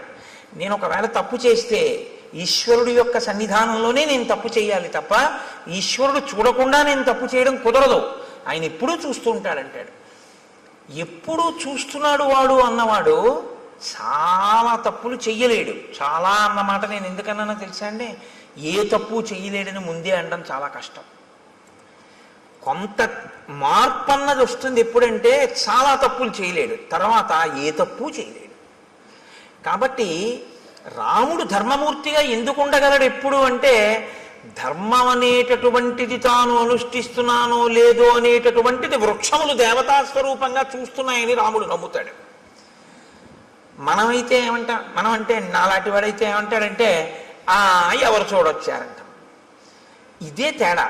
ఇది అలవాటు చేసుకోవడం ధర్మానికి పునాదిరాయి. ఇది నిలబడాలి. ఇది నిలబడితే మార్పు వస్తుంది మనసులో. కాబట్టి నిశ్చేష్టానాం వధౌరాజన్ కుచ్చితో జగతీపతే. ఓ జగతీపతి రామా, మనం స్థాణువుగా కదలలేని వాడిని చంపకూడదు. కాబట్టి ఇతను తన నోట్లో మన్ని పడేసుకునేటట్టు ఉన్నాడు. కాబట్టి ఈ 2 బాహువులని తరిగేద్దాం. ఇతని శక్తి బాహువులే. ఎందుకని? గమనం లేదు, కదలలేడు. నోటితో కరవలేడు, ఎందుకంటే పొట్టకుంది నోరు. బోర్లా పడుకుని కరిచి పట్టుకోగలిగినటువంటి శక్తి లేదు. కానీ చేతులతో మాత్రం తడిమి పట్టుకుంటాడు. కాబట్టి చేతులు నరికేస్తే వీడు ఉన్నా ఒకటే, ఊడిపోయినా ఒకటే. అక్కడతో వీడు కూడా చచ్చిపోతాడు. ఎందుకంటే ఆహారం లేదు ప్రాణానికి. ఆహారం లేకపోతే ప్రాణము నిలబడదు, శోషించిపోయి పడిపోతుంది. మనం చంపక్కర్లేదు, వీడి యొక్క బలం ఎక్కడుందో దాన్ని తుంచేద్దాం. దాన్ని మాత్రం ఎందుకు తుంచాలి? మన్ని పట్టుకున్నాడు కాబట్టి, మన్ని ఇప్పుడు నోట్లో పడేస్తాడు కాబట్టి బాహువులు తుంచేద్దాం. కాబట్టి దక్షిణం బాహుం అసక్తామసినా తతః చిచ్ఛేద రామో వేగేన సవ్యం వీరస్తు లక్ష్మణ. రాముడు కుడి భుజాన్ని నిరికేశాడు, లక్ష్మణుడు ఎడమ భుజాన్ని నిరికేశాడు. 2 చేతులు ఊడి కింద పడిపోయాడు. కింద పడిపోగానే అతను చాలా సంతోషపడిపోయాడు. ఇది విచిత్రం రామాయణంలో. చాలా సంతోషపడి అన్నాడు, ఓ నేను ఎదురు చూసిన సంఘటన జరిగింది. ఇన్నాళ్ళు ఈ 2 చేతులు నరికేవాడి కోసమే తడిమి పట్టుకుంటున్నాను, ఇవాళ వీటిని నరికేవాడు దొరికాడు, ఎవరు మీ ఇద్దరు అన్నాడు. అంటే వాళ్ళు నోర్ము నీకు మేం చెప్పడం ఏంటి అనరు. అది విచిత్రం. ఇది వినయం. వాళ్ళు ఎవరు అడగనివ్వండి, శూర్పణఖ అడిగినా చెప్తారు, ఎవరు అడిగినా చెప్తారు, ఎంత అందంగా అలాగని అనవసరమైనటువంటి చోట దీర్ఘంగా మాట్లాడరు. సమయాన్ని ఎంత పొదుపుగా వాడి మాట్లాడతారంటే ఎక్కడ ఎంతవరకు అవసరమో, ఏది అవతల ప్రాణికి చెప్పవలసి ఉంటుందో అక్కడ వరకే చెప్తారు తప్ప అదే పనిగా సొదపెట్టి అర్థం లేకుండా మాట్లాడడం ఉన్నది ఉండదు. అందుకే నేను మీతో మనవి చేస్తున్నాను, శ్రీరామాయణం మీరు బాగా చదివితే మాట్లాడడంలో ప్రజ్ఞ మీకు వస్తుంది. ఎవరితో ఎలా మాట్లాడాలి, ఎంత మాట్లాడాలి, ఇవి బాగా అలవాటు అవుతుంది. అసలు మనిషి పాడైపోయేది అందుకే కదండి, అక్కర్లేని మాటలన్నీ మాట్లాడడం వల్లే పాడైపోతుంటాడు. కాబట్టి అయమిక్ష్వాకుదాయాదో రామో నామ జనైశ్రుత అస్యై వారజం విద్ధి భ్రాతరం మాంచ లక్ష్మణం. నేను అయమిక్ష్వాకుదాయాదో రామో నామ జనైశ్రుత, ఈయన మా అన్నగారు రామచంద్రమూర్తి. అస్యై వావరజం విద్ధి, నేను ఆయన తమ్ముణ్ణి. భ్రాతరం అంచలక్ష్మణం, నేను ఆయన తమ్ముణ్ణి, నన్ను లక్ష్మణుడు అంటారు. అస్య దేవ ప్రభావస్య వసతో విజనేవని రక్షసాపహృతా పత్ని యామిచ్చంతా విహాగతౌ. మా అన్నగారి పత్ని, నా వదిన గారు అయినటువంటి తల్లిని ఒక రాక్షసుడు అపహరించాడు. ఆవిడ్ని వెతుక్కుంటూ మేము ఈ అడవిలో తిరుగుతున్నాం. నువ్వెందుకు ఇలా ఉన్నావు అని అడిగాడు. ఇప్పుడు తామెవరో సత్యం చెప్పి నువ్వెవరు, అంతేగాని కైకమ్మ, దశరథుడు, వరాలు అయిన చోట కాంచోట అన్ని చోట్ల వాళ్ళు మాట్లాడరు. ఇప్పుడు ఆయన అన్నాడు, పురారామ మహాబాహో మహాబల పరాక్రమ రూపమాసీన్మమాచింత్యం త్రిషు లోకేషు విశ్రుతం యథా సోమస్య శక్రస్య సూర్యస్య చ యథా వపుః. ఎంత అందంగా మాట్లాడాడు. రెండు చేతులు తెగిపోయిన తర్వాత అన్నాడు, రామా మహాబాహో, గొప్ప చేతులున్నవాడా, ఈ చేతులు నరికినవాడా, మహాబల పరాక్రమ, గొప్ప బలపరాక్రమములు ఉన్నవాడా, నేను ఒకప్పుడు చాలా అందమైనటువంటి వాణ్ణి. 3 లోకములలో నా అంత అందగాడు లేడు. యథా సోమస్య శక్రస్య, సోముడి అందం ఎటువంటిదో, శక్రుడు అంటే ఇంద్రుడి యొక్క అందం ఎటువంటిదో, సూర్యుని యొక్క తేజస్సు ఎటువంటిదో అటువంటి శరీరము కలిగినటువంటి వాణ్ణి నేను. అంటే శరీరమునకు అందము, శరీరమునకు కాంతి అన్నీ ఉన్నవాడు. అందుకని అటువంటి ఉపమానాలు వేశారు. ఆ తేజస్సు అవతల వారికి ఆహ్లాదాన్ని కల్పిస్తుంది. కాబట్టి సోముడు అంత అందమైన, అంత లావణ్యము, అంత కాంతి కలిగినటువంటి వాణ్ణి. ఇది నాకు ఈశ్వరుడు ఇచ్చినటువంటి బహుమానం. కాబట్టి నేనేం చేయాలి, ఈశ్వరుడు నీకేది ఇచ్చాడో దాంతో నువ్వు 10 మందిని సంతోషపెట్టాలి. అప్పుడు నువ్వు నీ యొక్క విభూతిని ఈశ్వర పరం చేసినట్లు అవుతుంది. అందుకే మీరు కొంచెం జాగ్రత్తగా గమనించండి, అక్షరాభ్యాసము అని ఒక సంస్కారం చేస్తారు మన వాళ్ళు. అది చేయకుండా పంపించరు. బడికి పంపించడం కానీ, పలక ముట్టుకోవడం కానీ, పుస్తకం ముట్టుకోవడం కానీ, అక్షరం రాయడం కానీ ఒప్పుకోరు. ముందు ఎవరు తమ జీవితంలో తమకి ఉన్న విభూతిని సమాజపరం చేసి ఈశ్వరుడిచ్చిన విభూతిని ఈశ్వరుడికి నైవేద్యం పెట్టి జీవితంలో ప్రసాద బుద్ధితో బతికి 10 మంది చేత సహభాష్ అనిపించుకుని కీర్తి గణించాడో, ఎవడు భగవద్భక్తి తత్పరుడో అటువంటి ఆ పెద్దల తొడ మీద కూర్చోపెట్టి ఆయన చేత్తో పిల్లవాడి చెయ్యి పట్టుకుని పలకలో ముందు దిద్దిస్తాడు. ఓం నమ శివాయ సిద్ధం నమః అని. ఎందుకు రాయిస్తారో తెలుసా అండి? అలా రాయించడం వెనక ఒక రహస్యం ఒకటి దాగి ఉంది సనాతన ధర్మంలో. నువ్వు రేపొద్దున్న ఒక పెద్ద గణిత శాస్త్రజ్ఞుడు అవ్వచ్చు, నిన్ను మించిన గణిత శాస్త్రజ్ఞుడు లేకపోవచ్చు, కానీ నీకొకటి తెలిసి ఉండాలి. నాకు ఇన్ని లెక్కలో వచ్చండం కాదు, ఇన్ని లెక్కలు తెలుసున్న నాకు కూడా అంతటా ఆవరించినటువంటి ఆత్మతత్వాన్ని లెక్క కట్టడం చేత కాదు అని చెప్పగలగాడు. ఏది లెక్క కట్టలేవో నీకొచ్చిన లెక్కల వలన నువ్వు తెలుసుకోవాలి. అప్పుడు ఏమవుతుందంటే నీ విభూతి వినయానికి పరాకాష్ఠం. మీరు జాగ్రత్తగా పట్టుకున్నారో లేదో నేను చెప్పింది. అందుకే అమ్మవారికి శ్రీమాత అని పేరు. అందరికీ అన్నీ ఇవ్వగలదు, కానీ ఆవిడ శక్తిని కొలవడం ఎవరికీ సాధ్యం కాదు. ఏది మీరు కొలుద్దామంటే మీ కొలతలకి అందదో, మీ లెక్కలకి అందేది కాదో అందక వేదం అంతటిది కూడా ఇంకింతకన్నా నాకు చెప్పడం చేత కాదని అలా చెప్పి ఊరుకుందో అది లెక్కలకు అందని పెద్ద లెక్క అని తెలుసుకోవడం లెక్కలు బాగా వచ్చానన్న వాడికి ఉండవలసిన మొదటి లక్షణం. బాగా లెక్కలు వచ్చిన వాడికి ఏం తెలియాలంటే ఇది నా లెక్కకి అందదని తెలిసి ఉండాలి. ఆ అందనిదేదో అది పరబ్రహ్మం.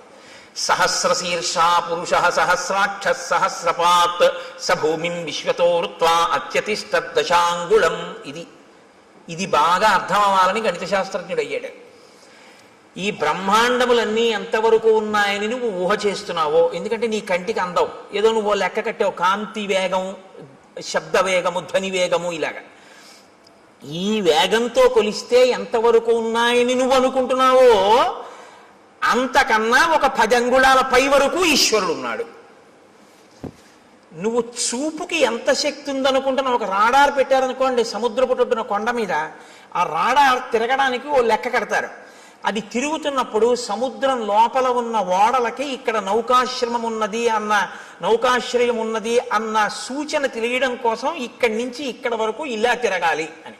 మీరు విశాఖపట్నం లాంటి ఊళ్ళకి వెడితే రాత్రి వేళ కొండ నుంచి ఒక్కసారి ఆకాశంలో అలా తిరుగుతుంటుంది ఆ లైట్ హౌస్. దానికి ఒక లెక్క కడతారు. అమ్మవారి కన్ను ఇక్కడి నుంచి ఇక్కడికి ఇలా తిప్పితే ఎంత దూరం పెడుతుంది మీరు లెక్క పెట్టండి. ఇది గణిత శాస్త్రజ్ఞుడు అంటే. శంకరాచార్యుల వారు పెద్ద గణిత శాస్త్రజ్ఞుడు. ఎందుకో తెలుసా అండి? ఎంత వెడుతుందో ఆయన చెప్పలేదు. దృశా ద్రాఘీయస్యాదరదళిత నీలోత్పల రుచా అన్నారు. అమ్మా, ఈ బ్రహ్మాండములు ఎంతవరకు ఇటుపక్కకున్నాయో అంతకన్నా దాటి వెడుతుందన్నారు. అంతే తప్ప ఈ బ్రహ్మాండముల వరకు చూస్తాం లేదు ఆయన. అలా అయితే లెక్క అందింది అమ్మవారి చూపుది. నీ లెక్కకి అందకపోతేనే నీ వినయం, నీవు నేర్చుకున్న జ్ఞానానికి సార్థకత. నీకు అందని చోటు ఉందని చెప్పడం. కాబట్టి ఈ కంపారిటివ్ డిగ్రీ, ఈ బ్రహ్మాండములు ఎంత ఉన్నాయో అంతకన్నా ఎక్కువ అయి ఉన్నది నీ చూపు. అంత ఎక్కువ వరకు దాన్ని దాటి పడుతుంది ఆ చూపు, లైట్ హౌస్ పడినట్టు. కాబట్టి దృశా ద్రాఘీయస్యాదరదళిత నీలోత్పల రుచా దవీయాంసం దీనం స్నపయ కృపయా మమపి శివే. అది శంకర భగవత్పాదులంటే. మహానుభావుడు. అందుకే శంకర జయంతి చేసుకోకపోతే కృతజ్ఞత అన్నాను నేను. కాబట్టి నువ్వు లెక్కలు నేర్చుకున్నవాడివి అని ఎప్పుడు గుర్తంటే నీ లెక్కకు అందనిదోటి ఉంది అని నువ్వు తెలుసుకుంటే. నాకు తెలియకపోవడం ఏంటంటే లెక్కలు ఏదైనా అన్నావంటే నీ అంత చేతకాని వాడు లేడని గుర్తు. ఇందుకు ఓం నమ శివాయ సిద్ధం నమ. నీకు ఈశ్వరుడు ఎందులో ఎంత పెద్దవాడిని చేసినా నీకు అందందుందని దానిలోంచే తెలుసుకో. నువ్వు ఒక పెద్ద జియాలజిస్ట్ అంటే ఈ భూమికి సంబంధించిన విషయాలన్నీ తెలుసుకున్నవాడివైతే, ఎవడు తన గుప్పిళ్లతో ఇసుక పోసి ఇంతంత పర్వతాల్ని, ఇన్ని ఎడారుల్ని, ఇంత సస్యశ్యామలమైన నదీ తీరాల్ని, ఈ పచ్చగడ్డితో కూడుకున్నటువంటి పంట పొలాల్ని, ఆ తరువాత పెద్ద పెద్ద ఆ బీడు భూముల్ని, ఒక పక్క కొండల్ని, ఒక పక్క నదుల్ని, ఒక పక్క సముద్రాల్ని ఎవడు తీసుకొచ్చి సృష్టించాడు? ఎవడి ఆజ్ఞకి సముద్రం చెలియలి కట్ట దగ్గర ఆగిపోతోంది అని నాకు ప్రపంచపటం అంతా తెలుసండి. మీరు ఇలా పిన్ పెట్టండి, నేను ఆ దేశం ఏమిటో నగరం ఏమిటో చెప్తానందరూ నీకు తెలిసి ఉండడం కాదు. ఇవన్నీ సృష్టించిన వాడు ఎవరో మాత్రం నేను తెలుసుకోలేకపోయాను, వాడికి ఒక నమస్కారం అని నువ్వు అనగలిగితే నువ్వు బాగా భౌగోళిక శాస్త్రం నేర్చుకున్నవాడు. ఒకడు గొప్ప సంగీత విద్వాంసుడు ఎప్పుడంటే సంభావనిస్తే గంటన్నర కచేరీ చేసినవాడు కాడు. ఎవడు నాదోపాసన చేశాడో, ఎవరు ఆ లోపల నుంచి వచ్చినటువంటి నాదాన్ని వింటున్నాడో, ఎక్కడ నుంచి అది కదులుతోందో ముందు అన్నప్పుడు ఆ ధ్వని, ఆ శబ్దం, ఆ నాదం వస్తున్న దాని యొక్క మూలాల్ని ఉపాసన చేసి మౌనంలో పట్టుకుని నాదోపాసన చేసి సంగీత విద్య ద్వారా సరిగమ పద నిసానిదప మగరిస అంటారు. ఆరోహణ అవరోహణ. అవరోహణ అంటే కింద పడిపోవడం, ఈ ఈశ్వరుడి నుంచి విడిపోయి అజ్ఞానంలోకి రావడం. ఆరోహణ అంటే పైకెక్కి మళ్ళీ సాలోకి వెళ్ళిపోవడం ఈశ్వరుడి దగ్గరికి. మళ్ళీ సంగీతాన్నే పట్టుకుని కింద పడ్డవాడు సంగీతంతో మళ్ళీ పైకెక్కి సాలో కలిసిపోవడం, ఈశ్వరుల్లో కలిసిపోవడం. ఈ నాదోపాసన చేసిన వాడు ఎవడున్నాడో వాడు సద్గురు అయి నిలబడిపోతాడు. అందుకే త్యాగరాజు గారు ఎవరో అని మీరు అన్నారనుకోండి, సంగీత విద్వాంసుడు అనకూడదు, సద్గురు త్యాగరాజస్వామి అనాలి. శ్యామశాస్త్రి గారు ఎవరో అన్నారనుకోండి, సద్గురు శ్యామశాస్త్రి అనవలసి ఉంటుంది. అలాగే దీక్షితర్ వారు ఎవరో అని మీరు అన్నారనుకోండి, సద్గురు దీక్షితర్ వారు అనవలసి ఉంటుంది. వారు సద్గురువులు. ఎందుకంటే వారు నాదోపాసన చేసి నాదోపాసన ద్వారా బ్రహ్మమును చేరిపోయారు వారు. ఇప్పుడు వారి సంగీతం ఎందుకు పనికొచ్చిందంటే ఎవరు మనకి సంభావన ఇస్తారు, కచేరీకి వెడదాం, డబ్బులు తెచ్చుకుందాం అనడానికి పనికి రాలేదు. అంటే అలా వెళ్ళడం తప్పని నేనేమంటలేదు. కానీ అది ఎందుకు పనికి రావాలి అంటే నాదోపాసన అన్నది ఈశ్వరుణ్ణి చేరడానికి పనికి రావాలి.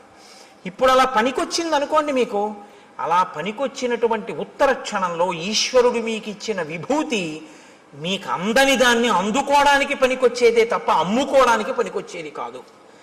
మీకు ఒక కవనం వచ్చనుకోండి, మీకు గొప్పగా ఒక పద్యం చెప్పడం వచ్చనుకోండి, అది ఈశ్వరుడు గురించి చెప్పగలగాలి, 10 మందికి పనికొచ్చేది చెప్పాలి.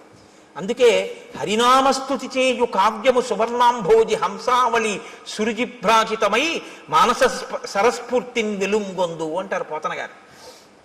హరినామమును చెప్పినటువంటి సాహిత్యం ఏదుందో అది మానస సరోవరం. ప్రజ్ఞ ఉంది కదా అని పనికి మాలిన కవిత్వాలన్నీ చెప్పారనుకోండి, అవి కాలగర్భంలో నశించిపోతాయి, ఇంకోటి సమయాన్ని పాడు చేస్తాయి అంతే. అప్పుడు అది ఎందుకు పనికొచ్చింది? భ్రష్టత్వానికి పనికొచ్చింది ఆ కవిత్వం. దానివల్ల ఉపయోగం ఏమైనా ఉంటుందా అంటే నక్కీరుడి అహంకారంలో ఉంటుందంతే ఆ కవిత్వం.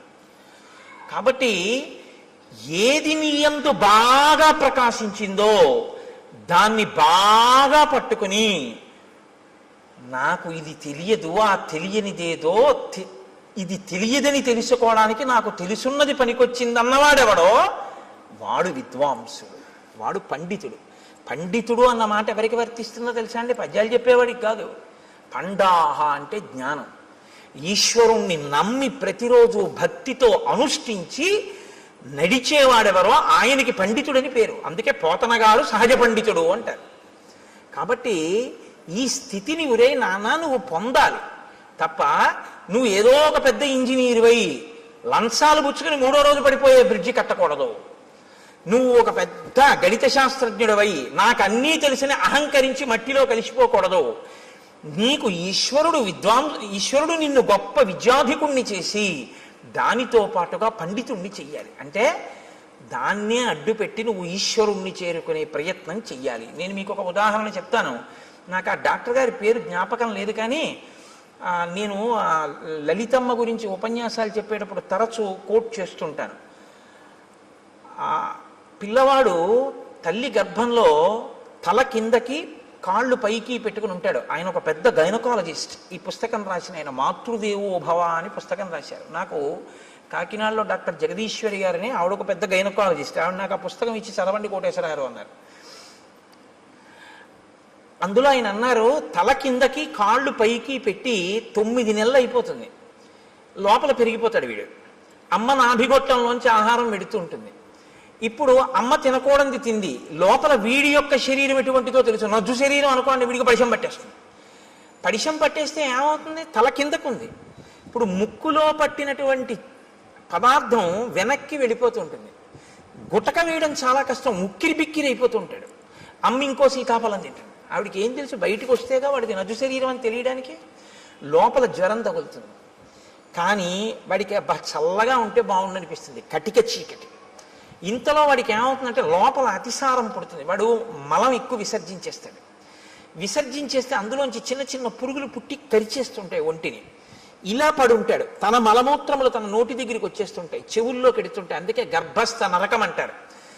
నవమాసంబులు తల్లి గర్భమున నానారోతలంచిక్కి నాకు అవకాశం విషుమంతలేకపడి తిన్హాకష్టముల్ భీతితో నవమాసంబు ఘటిల్లే చాలునాకా గర్భవాసంబు నివసింపన్ పని తీర్చి కావుమికనన్ని సత్కృపన్ శంకర అంటారు. అప్పుడు ఈశ్వరుణ్ణి ప్రార్థిస్తాడు, నేను ఉండలేకపోతున్నాను ఈశ్వర, ఒక్కసారి ఈ శరీరంతో బయటికి వెళ్ళని, దీంతోటే నిన్ను సేవించుకుని నీలో కలిసిపోతానంటాడు. ఈశ్వరుడు ఏం చేస్తాడంటే ప్రసూతి వాయు రూపంలో తల్లి యోనిలోంచి పైకి తోసేస్తాడు. ఇప్పుడు వచ్చి బయటపడతాడు. బయట పడగానే కటిక చీకట్లోంచి ఒక్కసారి పెద్ద వెలుతురులోకి వస్తాడు. ఇప్పటి వరకు తానేమి చూడలేదు.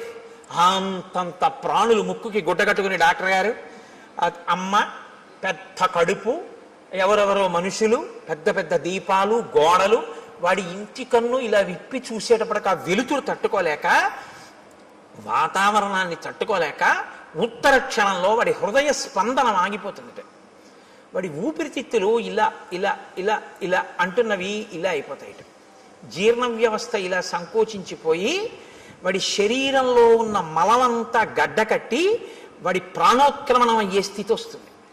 వస్తే ప్రపంచంలో ఇప్పటి వరకు ఎక్కడా తయారు కానటువంటి పదార్థం, నా కడుపున పుట్టిన బిడ్డ అని అమ్మవాడిని చూసుకుని మురిసిపోతుంది.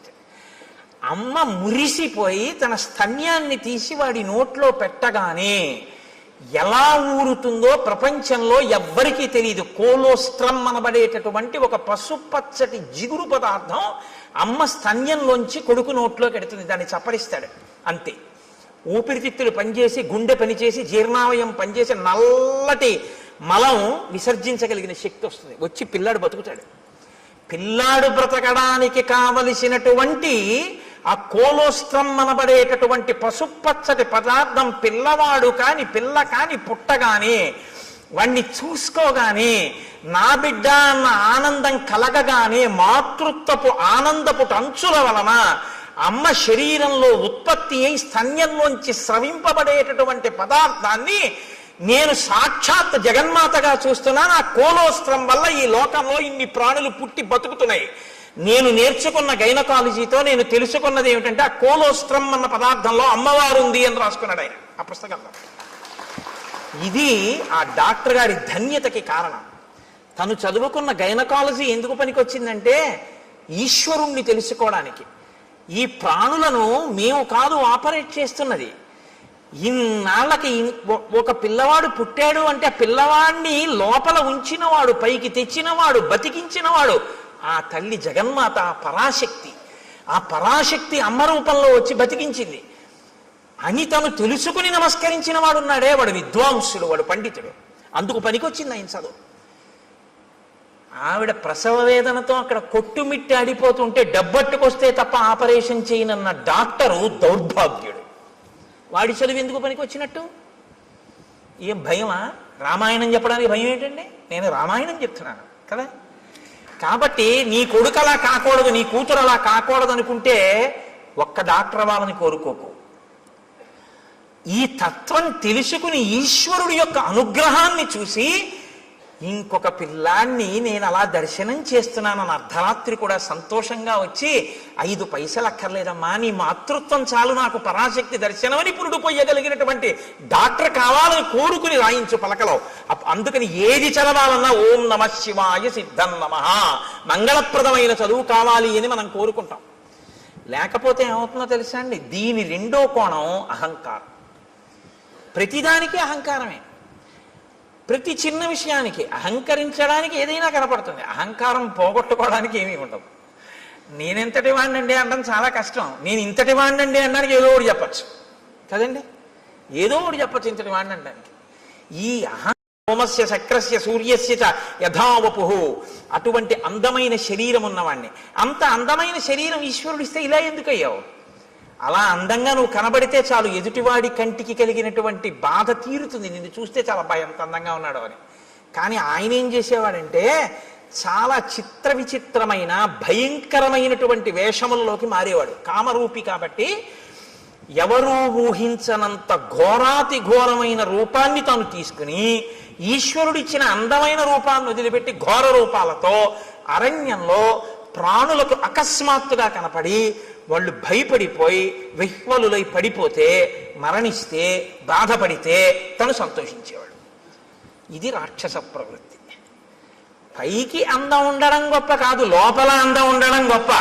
పైకి అందం లేకపోవడం తప్పు కాదు, లోపల అందం ఉండడం గొప్ప. నా మాట బాగా పట్టుకున్నారో లేదో మీరు? యథాలాపంగా తీసుకున్నారో? పైకి అందం ఉండడం కాదు గొప్ప, లోపల అందం ఉండడం గొప్ప. పైకి అందం ఉండకపోవడం గొప్ప తప్పు కాదు, లోపల అందం ఉండడమే గొప్ప. చంద్రశేఖర పరమాచార్య స్వామి వారు ఇలా వెళ్ళిపోతున్నారు అనుకోండి, ఏమిటి ఆయన లోటో షూ వేసుకుంటారా, లేకపోతే విమల్ సూట్ వేసుకుంటారా, లేకపోతే ఆయన పెద్ద టై కట్టుకుంటారా, లేకపోతే ఫెయిర్ అండ్ లవ్లీ రాసుకుంటారా? ఆయన ఏముండవు. పాదచారి అయి ఓ కాషాయ వస్త్రం కట్టుకుని ఇలా తలమించి వేసుకుని, ఇంత విభూతి పుండ్రాలు పెట్టుకుని, ఇంత బొట్టు, అది కూడా గుండ్రంగా కూడా ఉండదు, అద్దుకున్నట్టు పెట్టేసుకుని, చేతిలో ఓ సత్యదండం పట్టుకుని, ఆయన ఓ కమండలం పట్టుకుని గబ్బ గబ్బ గబ్బ గబ్బ నడిచి వెళ్ళిపోతుంటారు. ఇప్పుడు నేను ఇలా చెప్తుంటే ఆయన ఇలా వచ్చారనుకోండి, అకస్మాత్తుగా ఉంటుందా ఆయన రామాయణ ప్రసంగం? లేచి గభాలన ఒక్కసారి స్వర్ణదండం పడ్డట్టు దెబ్బ తగిలితే తర్వాత చూద్దామని కింద పడిపోతానంతే. మీరంతే లేచి సభంతా కింద పడిపోతుంది. ఏ అందం చూసి గౌరవించారు? అందం కాదు, లోకాన్నంతటినీ రక్షించడం కోసం ఆయన చేసినటువంటి ప్రయత్నం. శంకరాచార్యుల వారి తర్వాత ఆసేతు హిమాచల పర్యంతం తిరిగి జ్ఞానబోధ చేసిన మహాపురుషుడైన కారణం చేత. కాబట్టి మీరు ఆయన పాదాల మీద పడిపోతారంతే. ఇప్పుడు అందం గొప్పదా, పై అందం గొప్పదా? లోపలి అందం గొప్పది. లోపలి అందం ఎక్కడుంటుందో అది లోకాన్ని ఉద్ధరిస్తుంది. పై అందం జర్జరీభూతం అయిపోతుంది, కొన్నాళ్ళకు పోతుంది. పైగా దాన్ని సద్వినియోగం చేయకపోతే నీకు ప్రమాదహేతువై కూర్చుంటుంది. కాబట్టి చూశారు, పై అందంతో లోపలి అందం పెంచుకోలేదు, పై అందంతో లోపల అందవికారం పెంచుకున్నాడు. లోపలి అందవికారం పై అందాన్ని కూడా తీసేసింది. ఇదే నేను మీతో మనవి చేసింది. అక్షరాభ్యాసము అన్నది మూఢనమ్మకములు, చాదస్తములు. నేను మీతో ఒకరోజు మనవి చేశాను. ఒక ఆయన ఆవును చంపేద్దాం అనుకున్నాడు. ఆవును చంపేయి అన్నాడు అనుకోండి, బుద్ధి ఉందా లేదా అంటారు. కాబట్టి ఆవును చంపేయి అనకుండా ఏమన్నాడంటే ఆ పులిని చంపేయి అన్నాడు. ఇప్పుడు చూడటం లేదు మీరు, అది ఆవో పులో మీరు చూడలేదు. పులిని చంపేయి అన్నారు. అయ్యి బాబాయ్ మీద పడిపోతుంది కాబట్టి చంపేయమన్నాడు అనుకున్నారు. ఆ పావును చంపేయి అన్నాడు. పావు కాబట్టి చంపేయమన్నాడు అనుకున్నారు. ఆయన ఆవును చంపేశాడు. ఆవుని తెలుసు, పావును చంపేయి అని చంపించేశాడు. ఆవు అని చెప్తే అది పవిత్రం కాబట్టి చంపడానికి ఒప్పుకోరని. సనాతన ధర్మాన్ని వదిలేయని చెప్పలేక మూఢ విశ్వాసాలు వదిలేయని చెప్తున్నారు. ఆవును చంపేయని చెప్పకుండా పావును చంపేయని చెప్పినట్టు. అక్షరాభ్యాసం మూఢనమ్మకం అంటే ఇదిగో ఇందుకే పనికొస్తాం, కబంధుడు కావడానికి పనికొస్తాం. అక్షరాభ్యాసం ఎందుకు చేస్తారంటే నీకున్నటువంటి ఈశ్వర విభూతి లోకకంటకం కాకుండా నిన్ను రక్షించి ఈశ్వరానుగ్రహం అని నువ్వు గుర్తెరగడానికి పనికొస్తున్నాయి. లేకపోతే నిన్ను ఎక్కడ పడితే అక్కడే ప్రమాదం తీసుకొస్తావు ఈ విభూతితోటి. ఇది నా యందు దోషభూయిష్టమైంది. నేను ఒకనొకనాడు అరణ్యంలో ఘోరమైన రూపంతో స్థూల శిరస్కుడు అనబడేటటువంటి ఒక ఋషికి కనపడ్డాను. ఆయన కందమూలములు ఏరుకుంటున్నారు. ఆయన ఋషి, ఆయన వలన లోకానికి ఏమీ బాధ ఉండదు. ఆయన ఇప్పుడు లోకాన్ని కాపాడతారు. అటువంటి ఋషికి ఇప్పుడు నేను ఏ స్వరూపంతో ఉన్నానో అటువంటి రూపంతో కనపడ్డాను. ఆయనకి ఏదో సంతోషం వేసింది, అలా కనపడితే హడిలిపోతాడని. ఆయన వెనక్కి తిరిగి చూశాడు. నిజంగానే మనసులో ఉలిక్కి పడ్డాడు. అయ్యబాబు ఇదేమిటి ఇలా ఉంది ఈ ప్రాణి. అయితే వాళ్ళది నిర్భయత్వం. ఎక్కడ నిర్భయత్వం? అద్వైతమే నిర్భయత్వం. రెండోది ఉందంటే భయం, ఉన్నదొక్కటే అంటే భయం ఏమిటి? ఇంకా భయపడడానికి ఏముంటుంది? అదే అద్వైతం. కాబట్టి ఆయన వెంటనే ఏమన్నాడంటే శాపవాక్కుని విడిచిపెట్టాడు. ఏతదేవ నృశంసంతే రూపమస్తు విగర్హితం. నీకు ఇటువంటి నింద్యమైనటువంటి రూపం కావాలనుకున్నావు. నృశంసం విగర్హితం, క్రూరమైన నింద్యమైన, రెండు మాటలు వేశాడు. ఈ రూపం ఎలా ఉంది? నింద్యంగా ఉంది, చూడ్డానికి అసహ్యించుకునేటట్టుంది, ఘోరంగా ఉంది. చేతులు ఒక్కటి ఉండి ఏమిటి ఆ స్వరూపం ఏమిటి, ఆ కనపడడం ఏమిటి? అప్పటికి తలకాయ ఉంది ఆయనకి ఇంకాను. కాబట్టి నువ్వు ఇలాగే అరణ్యంలో పడి ఉండు అన్నాడు. ఇప్పుడు అసలు ఉన్న అందం పోయింది. ఇప్పుడు ఏం చేశాడు? ఉన్న అహంకారం అప్పుడు పోయి మహర్షి కాళ్ళ మీద పడ్డాడు. ఇప్పుడు మీరు నన్ను మాట అడగచ్చు ఏంటంటే, అంటే మరి పాపం ఆ పాటి దానికి ఏదో బుద్ధి చెప్పాలి కానీ అలా బొత్తిగా శాపం ఇచ్చేయడం ఏమిటండి అంటే, మీరు జ్ఞాపకం పెట్టుకోండి, శాపం ఎప్పుడూ కూడా అనుగ్రహము. శాపవాక్కు అందరూ శాపానుగ్రహము అంటారు. దాని చేత మార్పు తీసుకొస్తారు తప్ప అలాగే పడి ఉండు అని అనరు. ఆ బాధ తెలిస్తే ఆ తరువాతి కాలంలో ఏమవుతాడంటే ఇంకెప్పుడు ఇటువంటి తప్పు పని చేయకుండా లోకానికి ఉపకారం చేస్తాడు. ఇక లోకోపకారం మొదలు పెడతాడు. అవతల వాడి బాధ తన బాధగా స్వీకరించి అవతల వాడికి మాట సాయమో చేతి సాయమో ఏదో ఒక సాయం మొదలు పెడతాడు. ఈ ప్రవృత్తి ఎక్కడ రావాలంటే లోపల దిద్దుబాటు జరగాలి. లోపల దిద్దుబాటు జరగాలి అంటే కొంతకాలం కష్టపడాలి, తప్పదు. ఏళ్ళనాటి శని జాతకంలోకి వచ్చిందనుకోండి, ఎందుకు భయపడతారు? ఆయన కష్టపెడతాడు. శనైహి చరహ, మెల్లమెల్లగా వెడుతూ కష్టపెడతాడు. కానీ ఆ కష్టపెట్టడం వల్ల ఏమవుతుందో తెలుసా అండి? గొప్ప పరిణతి వస్తుంది, గొప్ప అనుభవం వస్తుంది. తరువాతి కాలంలో ఆయన కీర్తికి కారణమవుతుంది. అందుకే ఏలినాటి శని ఎప్పుడూ దూషించకూడదు. మీరు ఆయన్ని నమస్కారం చేసి ప్రార్థన చేస్తే ఆయన దాన్ని ఇంకొకలా మారుస్తాడు. ప్రతిరోజు తిరగవలసిన దాన్ని గుడి చుట్టూ తిరగడంగా మారుస్తాడు భక్తి ఇచ్చి. కాబట్టి ఇప్పుడు శాపానుగ్రహం ఇందుకు ఇస్తారు, మార్పు తీసుకురావడం కోసం ఇస్తారు. వెంటనే తనకు అర్థమైంది, అయ్య బాబోయ్ ఇలా ఉండడమా, పడ్డాడు మహర్షి కాళ్ళ మీద. పడి అన్నాడు, ఎప్పుడు నాకు ఈ శాప విమోచనం అని అడిగాడు. అయితే మారేవు కదా, ఇప్పుడే అన్నారు అనుకోండి, ఆ బుద్ధి మళ్ళీ మారిపోతుంది. అందులో ఆ బాధ ఏమిటో తెలియాలి. ఆయన అన్నాడు, యదాచిత్వా భుజౌ రామ త్వాం దహే ద్విజనే వనే తదాత్వం ప్రాప్స్యసే రూపం స్వమేవ విపులం శుభం. నీవు అరణ్యంలో పడి ఉండి ప్రాణుల్ని తింటుంటే ఒకానొకప్పుడు రామచంద్రమూర్తి అరణ్యంలోకి వచ్చి నీ భుజములను తెగనరుకుతారు. ఆ తెగనరికి అరణ్యంలో నిన్ను కాల్చేస్తారు. ఎందుకంటే ఆ ప్రాణి అలా ఉండిపోవడానికి వీల్లేదుగా, కాల్చబడాలి. సంస్కారం రాముడి దగ్గర ఉన్న గొప్పతనం అదే. మీతో నేను మనవి చేశా. అంత్యేష్టి సంస్కారం చేస్తాడు ఆయన. ప్రాణిని కాల్చేస్తాడు. అంటే చనిపోయినటువంటి ప్రాణిని అలా వదిలిపెట్టి వెళ్ళిపోడు, దానికి అంత్యేష్టి చేస్తాడు. పొద్దున్నే భోజనం చేస్తూ గోపాలకృష్ణ గారు నేను దాని గురించే కాసేపు ముచ్చటించాం. అలా ఎందుకు చేస్తాడండి రాముడు అని నేను ఏదో ప్రశ్న వేస్తే చెప్తున్నాను. ప్రతి ప్రాణికి కూడా దేవతలు ఆవహించి ఉంటారు. పాణి చెయ్యి ఉందనుకోండి ఇంద్రుడు ఉంటాడు, వాక్కు అగ్నిహోత్రం ఉంటుంది, కన్ను సూర్యుడు ఉంటాడు. ఇప్పుడు మీరు విడిచిపెట్టి వెళ్ళిపోయారనుకోండి, విడగొట్టాలి మంత్రం చేత. విడగొట్టేసేసి, అంటే ప్రత్యేకించి మనుష్య శరీరానికి అయితే, మిగిలిన వాటికైతే ప్రాణ అపాన వ్యాన ఉదాన సమాన నాగ కూర్మ కృకర ధనంజయ దేవదత్తముల్లో ధనంజయం అన్న వాయువు చేసేస్తుంది. మనుష్య ప్రాణికి ఈ దేవతలందరినీ కూడా మంత్రభాగంతో విడతీసేస్తారు. విడతీసి మళ్ళీ ఈ శక్తుల్ని దేవతల్లో కలుపుతారు. కలిపి జడమైపోయి మిగిలిపోయినటువంటి దేహాన్ని అగ్ని యందు దహించేస్తారు. కాబట్టి అది సంస్కారం. అంత్యేష్టి సంస్కారం 16వ సంస్కారం. అన్ని 16 మీద నడుస్తాయి సనాతన ధర్మంలో మనిషి జీవితం. అందుకని షోడశ కళా ప్రపూర్ణుడు చంద్రుడు, షోడశ సంస్కార ప్రపూర్ణుడు మనుష్యుడు. అంటే 16వ సంస్కారంగా అంత్యేష్టి జరగాలి. కాబట్టి రాముడు ఎక్కడెక్కడ ఎటువంటి శరీరాలు కనపడ్డా వాటిని ఆయన దహిస్తాడు. అందుకని నువ్వు రాముడి చేత వధింపబడి దహింపబడితే నీ పూర్వరూపం వస్తుంది. ఇక్కడ మీరు ఒక విషయాన్ని కనిపెట్టాలి.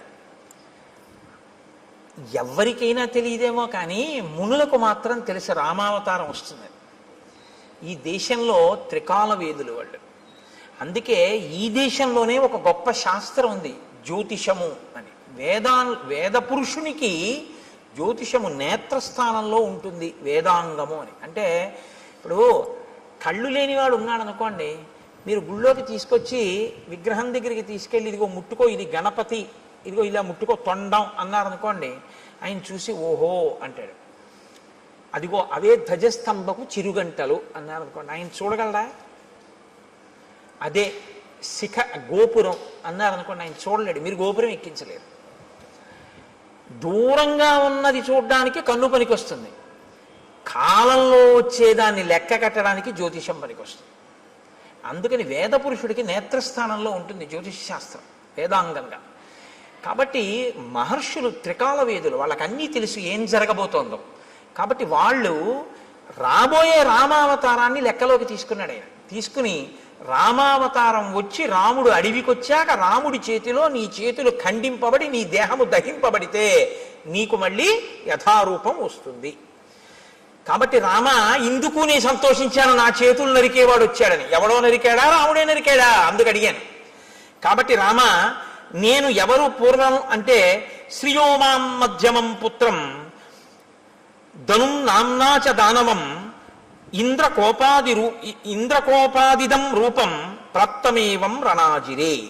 నేను శ్రీ అనబడేటటువంటి వాని యొక్క మధ్యమ పుత్రుడైన ధనువు అనబడేటటువంటి పేరున్నవాడిని. నాకు స్థూల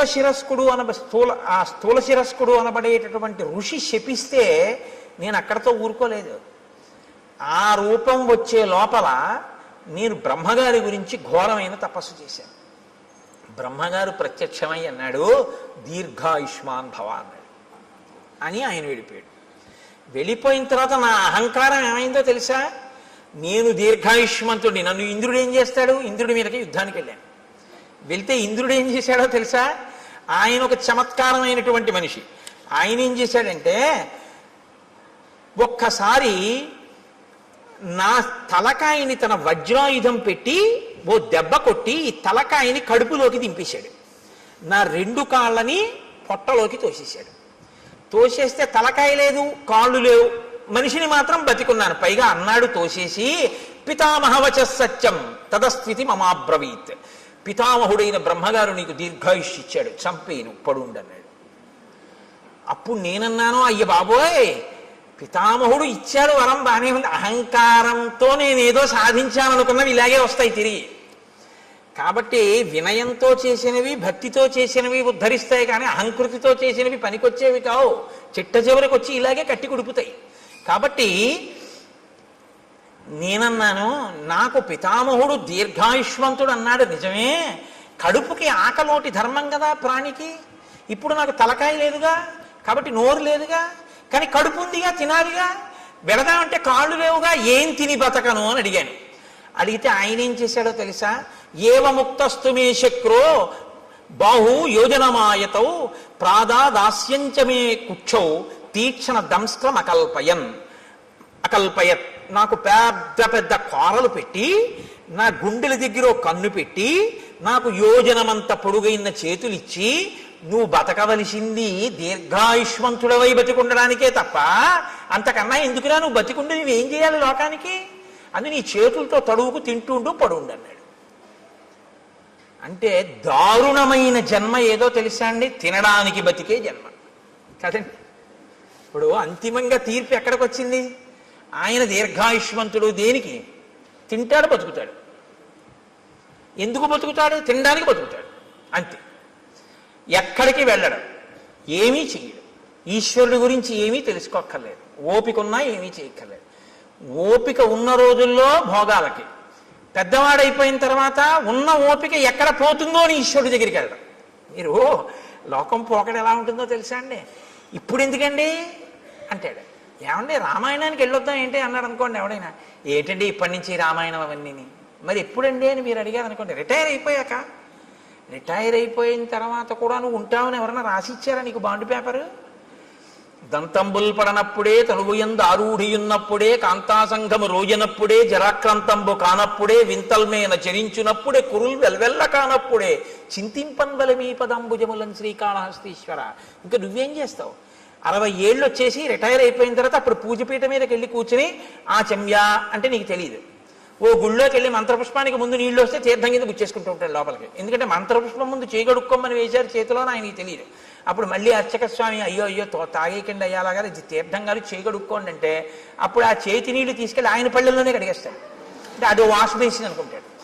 అమ్మ బాబు నా అదృష్టం రా, ఇలాంటి భక్తుడు వచ్చాడు ఇవ్వాలని ఆయన అనుకోవాలి. లేరని మీరు అనుకుంటున్నారా? ఎక్కడిది ఈ అజ్ఞానం? ఓపికండగా ఆర్జించడానికి తినడానికి తప్ప ఈశ్వరుడు గురించి తెలుసుకోవడానికి పనికిరాలేదు. ఒక్కొక్కడి జీవితం అసలు అలాగే తెల్లారిపోయింది. అసలు ఎప్పుడు దేనికి అంటే తినడం. తింటుంటాడు అది తింటుందో రోజున. చెప్పాను కదా, అన్నం అంటే తినున్నది, మన చేత తినబడున్నది, మనని తినున్నది, 2 అర్థాలు. కాబట్టి అది తినేస్తుందో రోజు అయిపోయింది. కాబట్టి నీకు దీర్ఘాయుష్యే కదరా కావాలి. దానికి ఓ నోరు చాలు, ఆహారాన్ని చూసుకోవడానికి ఓ కన్ను చాలు, వెతుక్కు లాక్కోవడానికి ఓ 2 చేతులు చాలు. నువ్వు ఎక్కడికి వెళ్ళాలి? ఓ గుడికి వెళ్ళాలా, గోపురానికి వెళ్ళాలా? ఉంటే భయపెడతావు ఎక్కడికన్నా వెడితే. ఎందుకు నాన్న అలా పడుండు, దీర్ఘాయుష్మంతుడు అయి ఉండు. ఇప్పుడు తెలిసింది బాధ ఏమిటో. ఎందుకు చేశానా తపస్సు, ఎందుకు వెళ్ళానా ఇంద్రుడి మీదకి, ఎందుకు కనపడ్డానా ఋషికలాగా అని ఏడుస్తూ ఇన్ని వేల సంవత్సరాల నుంచి ఇక్కడ పడున్నా. అలా వస్తే తడువుకోను తిన్నాం. ఎప్పుడు నరికేస్తాడా ఈ చేతులను చూస్తూ కూర్చున్నాను రామా. ఇప్పుడు నువ్వు ఈ చేతులు నరికి ఒళ్ళు కాల్చేయి. ఎంత తొందరపడిపోయాడో తెలుసా అండి? సూర్యాస్తమయం అయిపోతోంది, అలిసిపోయిన రథాలతో వెళ్ళిపోతున్నాడు సూర్యుడు. సూర్యాస్తమయం అయితే కాల్చవు నువ్వు, ధర్మం. రామచంద్రమూర్తి చెయ్యడు అంచేసి సూర్యాస్తమయం అయితే. కాబట్టి అవ్వకుండా తొందరగా నన్ను ఒక గొయ్యి తీయించి అందులో పడేసి భూమి మీద పడుకోబెట్టి అంటించడానికి ఏం కుదరదు, అంత పెద్ద రాక్షసాకారం అది. ఇప్పుడు గోతిలో పారేసి దాని నిండా కట్టెలు పారేసి అగ్నిహోత్రం వెలిగించేస్తే నేనేం తొందరగా కాలుతాను అనుకుంటున్నావా? కదలిక లేదు కదండి, ఫ్యాట్ ఎలా డైల్యూట్ అవుతుంది? కాబట్టి ఒళ్ళంతా నీతి ముద్దలా కొవ్వు పట్టేసింది. ఇప్పుడు కొవ్వు పట్టాన కాలదు, అది అలా కాలుతూనే ఉంటుంది. అందుకే కొవ్వొత్తి తొందరగా కాలిపోతుందండి. దీపారాధనలో ఒత్తి కాలిపోయినట్టు కాలదు, అలా కొవ్వు కరుగుతూ దీపం అలా కిందకు వస్తూ ఉంటుంది. ఆ కొవ్వు అంతా కాలాలి. కాబట్టి రామ చాలాసేపు పడుతుంది నా ఒళ్ళు కాలిపోవడానికి. అందుకని తొందరగా ఓ గొయ్యి తవ్వించి తోసేసి కాల్చేయి. నాకు ఇప్పుడు ఈ శరీరంతో ఉంటే స్మృతి ఉండదు. నా అసలు శరీరం నాకు వచ్చేస్తే నాకు దివ్య స్మృతి కలుగుతుంది, ఎక్కడ ఏం జరిగిందో తెలుసుకోగలను. అప్పుడు నీ భార్యను ఎవరు అపహరించారో నేను చెప్తాను, నీకు నేను ఆ సాయం చేస్తాను. ఇత పూర్వం ఎప్పుడైనా అన్నాడండి ఇలాంటి మాటలు? ఎవడన్నా మంచిగా ఉంటే వాడిని బాధ పెట్టాడు. ఇప్పుడు అవతల వాడి బాధలో ఆ శరీరం వస్తే వెంటనే నీకో మాట సాయం చేస్తానంటున్నాడు. ఈ మార్పు కోసం శాపానుగ్రహం ఇస్తారు. మీరు బాగా పట్టుకుంటే ఋషులు ఏదో తపస్సు ఉంది కదా అని శాపవాక్కు విడిచిపెట్టరు, వాళ్ళ తపస్సు పోతుంది. పోన్లేరా ఒకరిని మార్చాను, ఇప్పుడు ఆయన పనికొచ్చాడు, అందుకని ఇప్పుడు ఏమయ్యాడు? కబంధ మహాత్మనః. ఈ కబంధుడు మహాత్ముడు అన్నారు వాల్మీకి మహర్షి. ఎందుకంటే మార్పు ఎక్కడొచ్చిందో వాడు చాలా గొప్పవాడు. ఈ మార్పు రాకపోతే వాడు లోకకంటకుడై కూర్చుంటాడు. కాబట్టి రామ, నువ్వు చేచ్యతే సమరే బాహు తదా స్వర్గం గమిష్యసి. ఇంద్రుడు కూడా ఏమన్నాడంటే, నీ 2 బాహువులు రాముడు ఎప్పుడు తరిగేస్తే అప్పుడు మళ్ళీ స్వర్గానికి వెళ్తూగానే అలా పడుండి అన్నాడు. అందుకని తొందరగా నాకు అంత్యేష్టి సంస్కారం చేసేసి. సరే, లక్ష్మణుణ్ణి పిలిచాడు, గుణపం ఇచ్చాడు, గొయ్యి తవ్వించాడు, శరీరాన్ని తోసేశాడు. ఏనుగులు విరిచినటువంటి కొమ్మలు ఎండిపోతే ఏర్పడిన ఎండుకర్రలు. మహర్షి, అమ్మో వాల్మీకి రామాయణం అండి, ఎంత జాగ్రత్తగా రచన చేస్తారో తెలుసా? అంత పెద్ద శరీరాన్ని అంత పెద్ద గోతిలో వేస్తే అంత పెద్ద శరీరం కాల్చడానికి ఎన్ని కట్టెలు కావాలి, ఎక్కడి నుంచి ఏరి పట్టుకొచ్చారు సూర్యాస్తమయం లోపల అని మీరు నేను అంటామేమో. అక్కర్లేని ఇలాంటివి తీయడం మనంత గొప్పవాళ్ళు ఉండరు. కాబట్టి ఏనుగుల గుంపులు తిరుగుతాయి అక్కడ. వాటి పని ఏమిటంటే వాటికి తొండం ఖాళీగా ఉండదు, కొమ్మలు విరిచేస్తుంటాయి. ఆ విరిచేసినటువంటి కొమ్మలు కింద పడిపోయి ఎండిపోయి. కాబట్టి ఇప్పుడు ఆ పెద్ద పెద్ద కొమ్మలన్నీ తీసుకొచ్చి రామచంద్రమూర్తి ఆ గోతులో పడేశారు, లక్ష్మణమూర్తి ఆ గోతులో పారేశారు. పారేసి ఇప్పుడు కబంధుణ్ణి కాల్చేస్తున్నారు. ఈ కబంధుడి దగ్గరే ఈ కబంధుడు కాలిపోతే సీతమ్మ తల్లిని పట్టుకోవడానికి, సీతమ్మ తల్లిని అన్వేషించడానికి పెద్ద శుభవార్త దొరుకుతుంది. హనుమ ప్రవేశించడానికి ఇంకా కథకి రంగం సిద్ధం అవుతోంది. ఇక్కడి నుంచి కిష్కింధకాండకి పునాది పడుతోంది. ఇక్కడి నుంచి హనుమత్ ప్రవేశం ప్రారంభం అవుతోందనమాట. కాబట్టి ఇప్పుడు నాయనా నువ్వు నా శరీరాన్ని అంటించేయి. ఇప్పుడు ఆ ఏనుగులు విరిచేసినటువంటి ఎండిపోయిన కొమ్మలు తెచ్చి గోతిలో పడేసి అంటించేశారు ఆ శరీరాన్ని. అంటించేస్తే మెల్లమెల్లగా కాలింది అన్నారు. కొవ్వు పట్టి ఉంది కదండి. అప్పుడు కూడా హ్యూమన్ ఎనాటమీ బాగా తెలుసు అనమాట. అంటే కదలకుండా ఎక్కువ తినేస్తే కొవ్వు పట్టేస్తుంది. వాడు దీర్ఘాయుష్మంతుడు కాబట్టి హార్ట్ బ్లాక్ లేదు వాడికి. కాబట్టి ఆయనలోంచి ఇప్పుడు ఒక దివ్యమైనటువంటి స్వరూపం ఒకటి బయటికి వచ్చింది. తతశ్చితాయా వేగేన భాస్వరో విమలాంబర ఉత్పపాతాశు సంహృష్ట సర్వ ప్రత్యంగభూషణ విమానే భాస్వరే తిష్టన్ హంసయుక్తే యశస్కరే ప్రభయాచ మహాతేజ దిశో దశ విరాజయన్. దశ దిశలు వెలిగిపోయేటట్టుగా హంసలు పూంచినటువంటి రథం మీద తెల్లటి వస్త్రములు ధరించి అంగ ప్రత్యంగములన్నీ కూడా సువర్ణ మణిబయబోయినటువంటి భూషణముల చేత అలంకరింపబడినటువంటి వాడై వెలిగిపోతున్న పగిది ఒక్కసారి ఆ కబంధుడు మళ్ళీ పూర్వస్వరూపంతో ఆ రథంలో కూర్చుని కనపడ్డాడు. కనపడి ఒక్క క్షణం ఇలా కళ్ళు మూసుకుని ఆలోచించాడు. ఆలోచించి అన్నాడు, రామ, నేను ఆలోచించగా మీకు కలిగినటువంటి కష్టానికి ఒక విషయం అర్థమవుతోంది. దశాభాగగతో హీనః త్వం హి రామః సలక్ష్మణః యత్కృతే వ్యసనం ప్రాప్తం త్వయా దార ప్రదర్శనం. మీరు దుర్దశ యొక్క ఫలితాన్ని అనుభవిస్తున్నారు. అందుకే భార్య దూరం అయిపోయింది. మీ ఇద్దరికి జాడ తెలియట్లేదు. ఎంత నడుస్తున్నారో కూడా తెలియనంత దూరం నడిచి కష్టపడి వెతుకుతున్నారు. ఇప్పుడు ఇలా వెతికి తిరిగి ప్రయోజనం లేదు. మీకు సాయం చెయ్యగలిగిన మిత్రుడు ఒకడు కావాలి. ఒక గొప్ప మిత్రుడు. ఆయన ఎటువంటి వాడై ఉండాలి? ఆయన ఈ లోకమంతా తిరిగిన వాడై ఉండాలి. భూమండలం అంతా తిరిగిన వాడైతే ఎక్కడెక్కడ ఏమున్నాయో తెలిసిన వాడై ఉంటాడు. ఎందుకని? రావణుడు అన్నది ఒక్కటే తెలుసు తప్ప అతను ఎక్కడుంటాడో ఏమిటో నాకు తెలియదు అంటున్నావుగా, జటాయువు చెప్పాడని. ఆ రావణుడు ఎవరో, ఎక్కడుంటాడో, ఎలా పరిపాలిస్తాడో, ఎంతమంది రాక్షసులు ఉంటారో ఇవన్నీ తెలియాలంటే ఈ భూమండలం అంతా తిరిగిన వాడై ఉండాలి. అన్నీ తెలుసున్నవాడై ఉండాలి. ఎందుకు తిరిగాడన్న కారణం వేరు. ఇంద్రుడిగానికి కిష్కింధకాండలో అలా తిరిగిన వాడు ఉన్నాడు రామ. ఆయన గురించి చెప్తాను, ఆయనతో స్నేహం చేసుకో. అటువంటి మిత్రుణ్ణి సంపాదించావా, ఆ మిత్రుడి వలన నీకు సీతమ్మ జాడ దొరుకుతుంది. కాబట్టి తదవశ్యంతయా కార్య స సుహృత్ సుహృదాంవర. ఓ మంచి హృదయం ఉన్నటువంటి రామ, నీకొక మంచి స్నేహితుడు కావాలి. అకృత్వాహినతే సిద్ధిం అహం పశ్యామి చింతయం. నాకు ఆలోచిస్తే అది అనిపిస్తోంది. శ్రూయతాం రామ వక్ష్యామి సుగ్రీవో రామ వానర భ్రాతా నిరస్త క్రుద్ధేన వాలినా శక్రసూనునా ఋష్యమూకే గిరివరే పంపాపర్యంత శోభితే నివసత్యాత్మవాన్ వీర చతుర్భిః సహ వానరైః వానరేంద్రో మహావీర్య తేజోవాన్ అమిత ప్రభ సత్యసంధో వినీతశ్చ ధృతిమాన్ మతిమాన్ మహాన్ దక్షః ప్రగల్భో ద్యుతిమాన్ మహాబల పరాక్రమ భ్రాత్రా నివాసితో రామ రాజ్యహేతోర్మహాబల స వృక్షరజస పుత్ర పంపామటతి శంకితః భాస్కరస్యౌరస పుత్రో వాలినా కృతకిల్బిషః. సూర్య భగవానుడి యొక్క ఔరసపుత్రుడైనటువంటి సుగ్రీవుడనబడేటటువంటి ఒక వానర రాజు ఋష్యమూక పర్వత శిఖరముల మీద ఉన్నాడు. కారణాంతరముల చేత తన అన్నగారైనటువంటి వాలి చేత రాజ్యంలోంచి బయటికి వెళ్ళగొట్టబడ్డాడు. వెళ్ళగొట్టబడి నలుగురు వానరులు తన చుట్టూ సేవిస్తూ ఉండగా, అందులోనే ఉన్నారు హనుమ, నలుగురు వానరులు సేవిస్తుండగా సుగ్రీవుడు ఋష్యమూక పర్వతం మీద ఉన్నాడు. అపారమైన బలవంతుడు, ఈ భూమండలంలో ఎక్కడ ఏమున్నాయో అన్నీ తెలుసున్నవాడు. అతనితో నువ్వు అగ్నిసాక్షిగా స్నేహం చేసుకుంటే అతను దశ దిశలకి వానరములను పంపించి సీతమ్మ యొక్క జాడ కనిపెడతాడు. నువ్విలా తిరిగి తెలుసుకోక్కర్లేదు రామ. కాబట్టి ఇప్పుడు నీకు మిత్ర సహాయం అవసరమయ్యింది.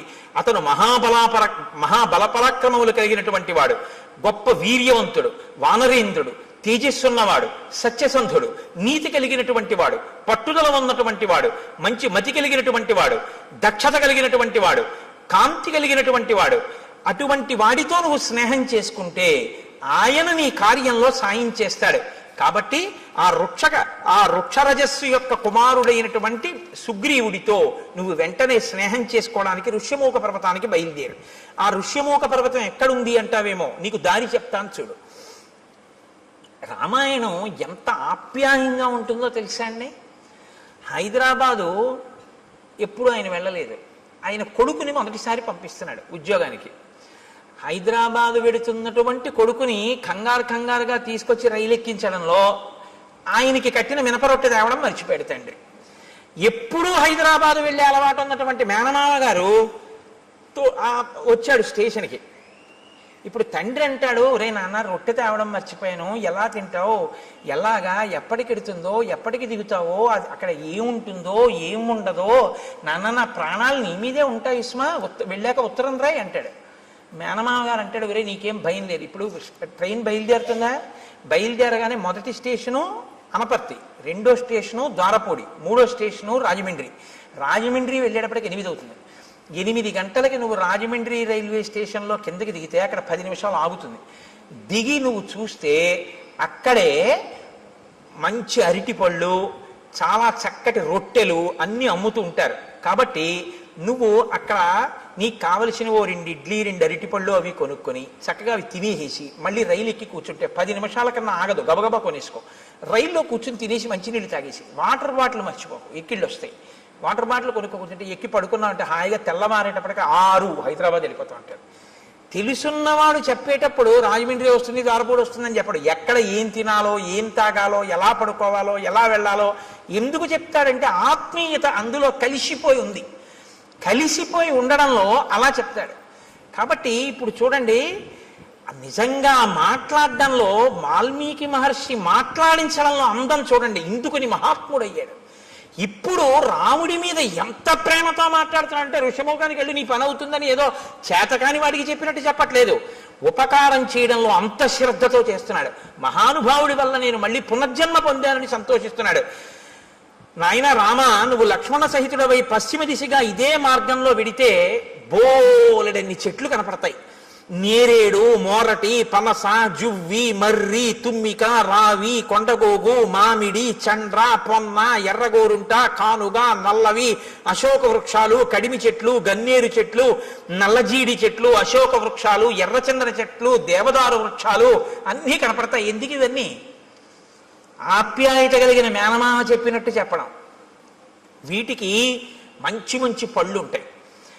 లక్ష్మణుడు ఎక్కి కోసి నీకు తెచ్చి పెట్టచ్చు, లేదా కొమ్మలు ఉంచినా కూడా అందుతాయి. అంటే కింద కొమ్మలకు కూడా అన్ని పళ్ళుంటే ఆ పళ్ళు ఎవరు కొయ్యరు.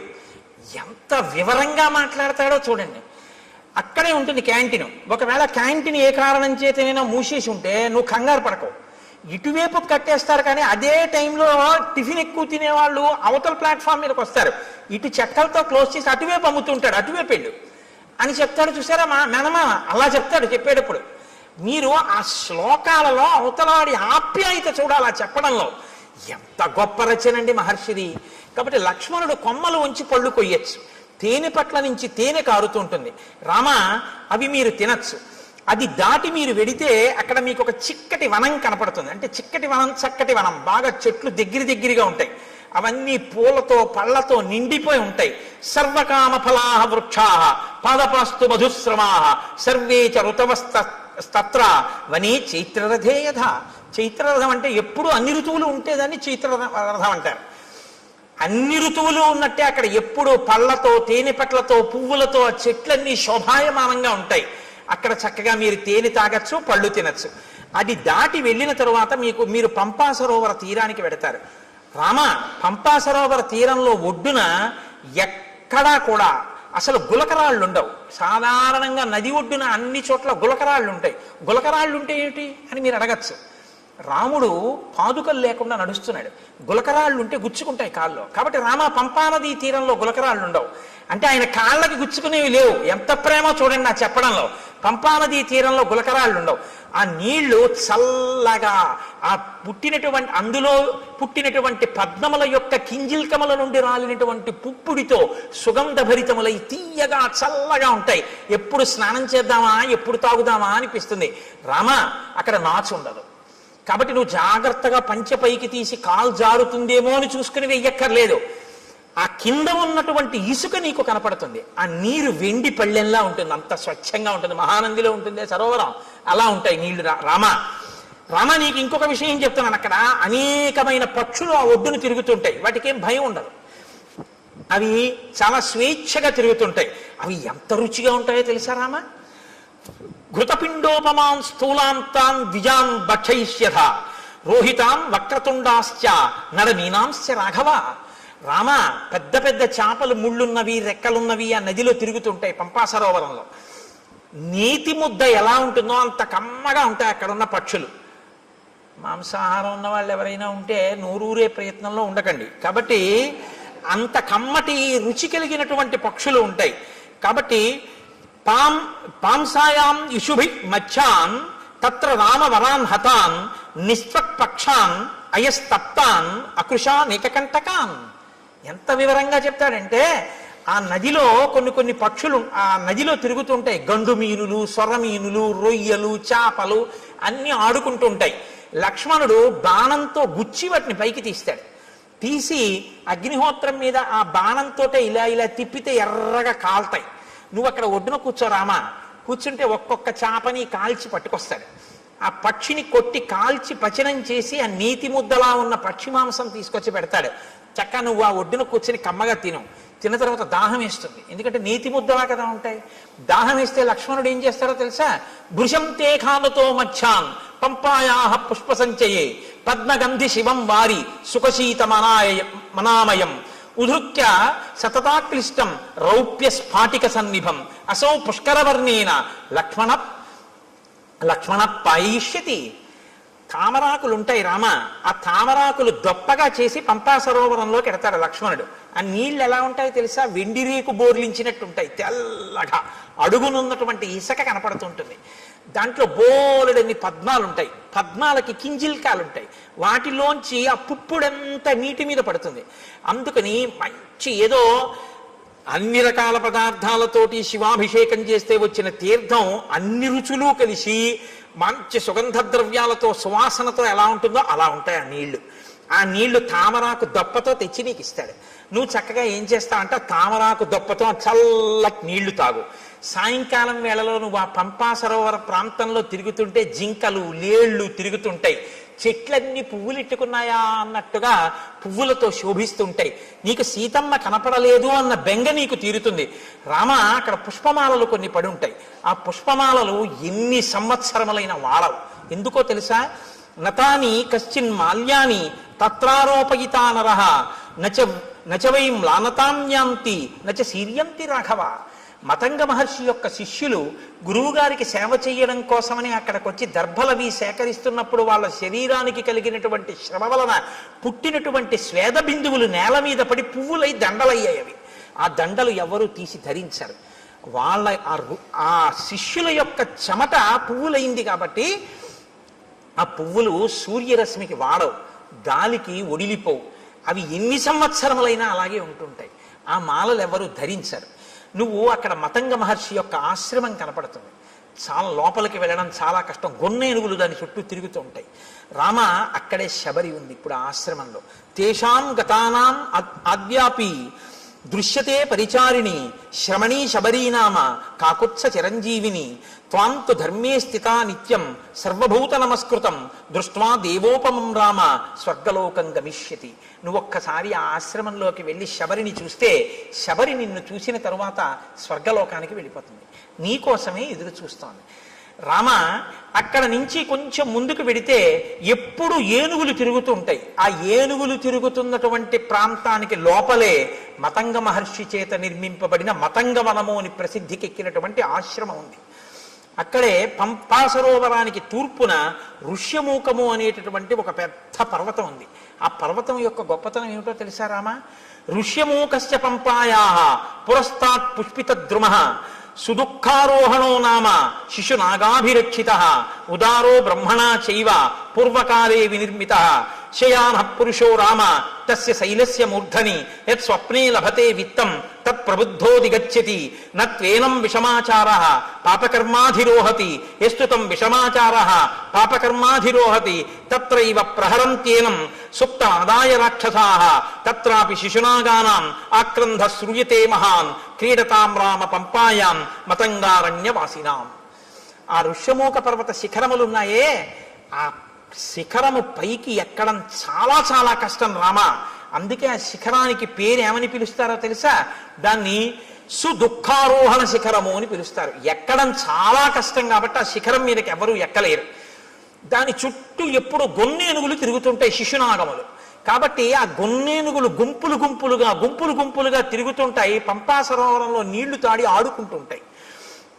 ఎవరైనా శిఖరం పైకెక్కి రాత్రి నిద్రపోయినప్పుడు వాళ్ళ కల్లో ఏం కనపడుతుందో అది వాళ్ళకి దొరుకుతుంది తెల్లవారేటప్పటికి.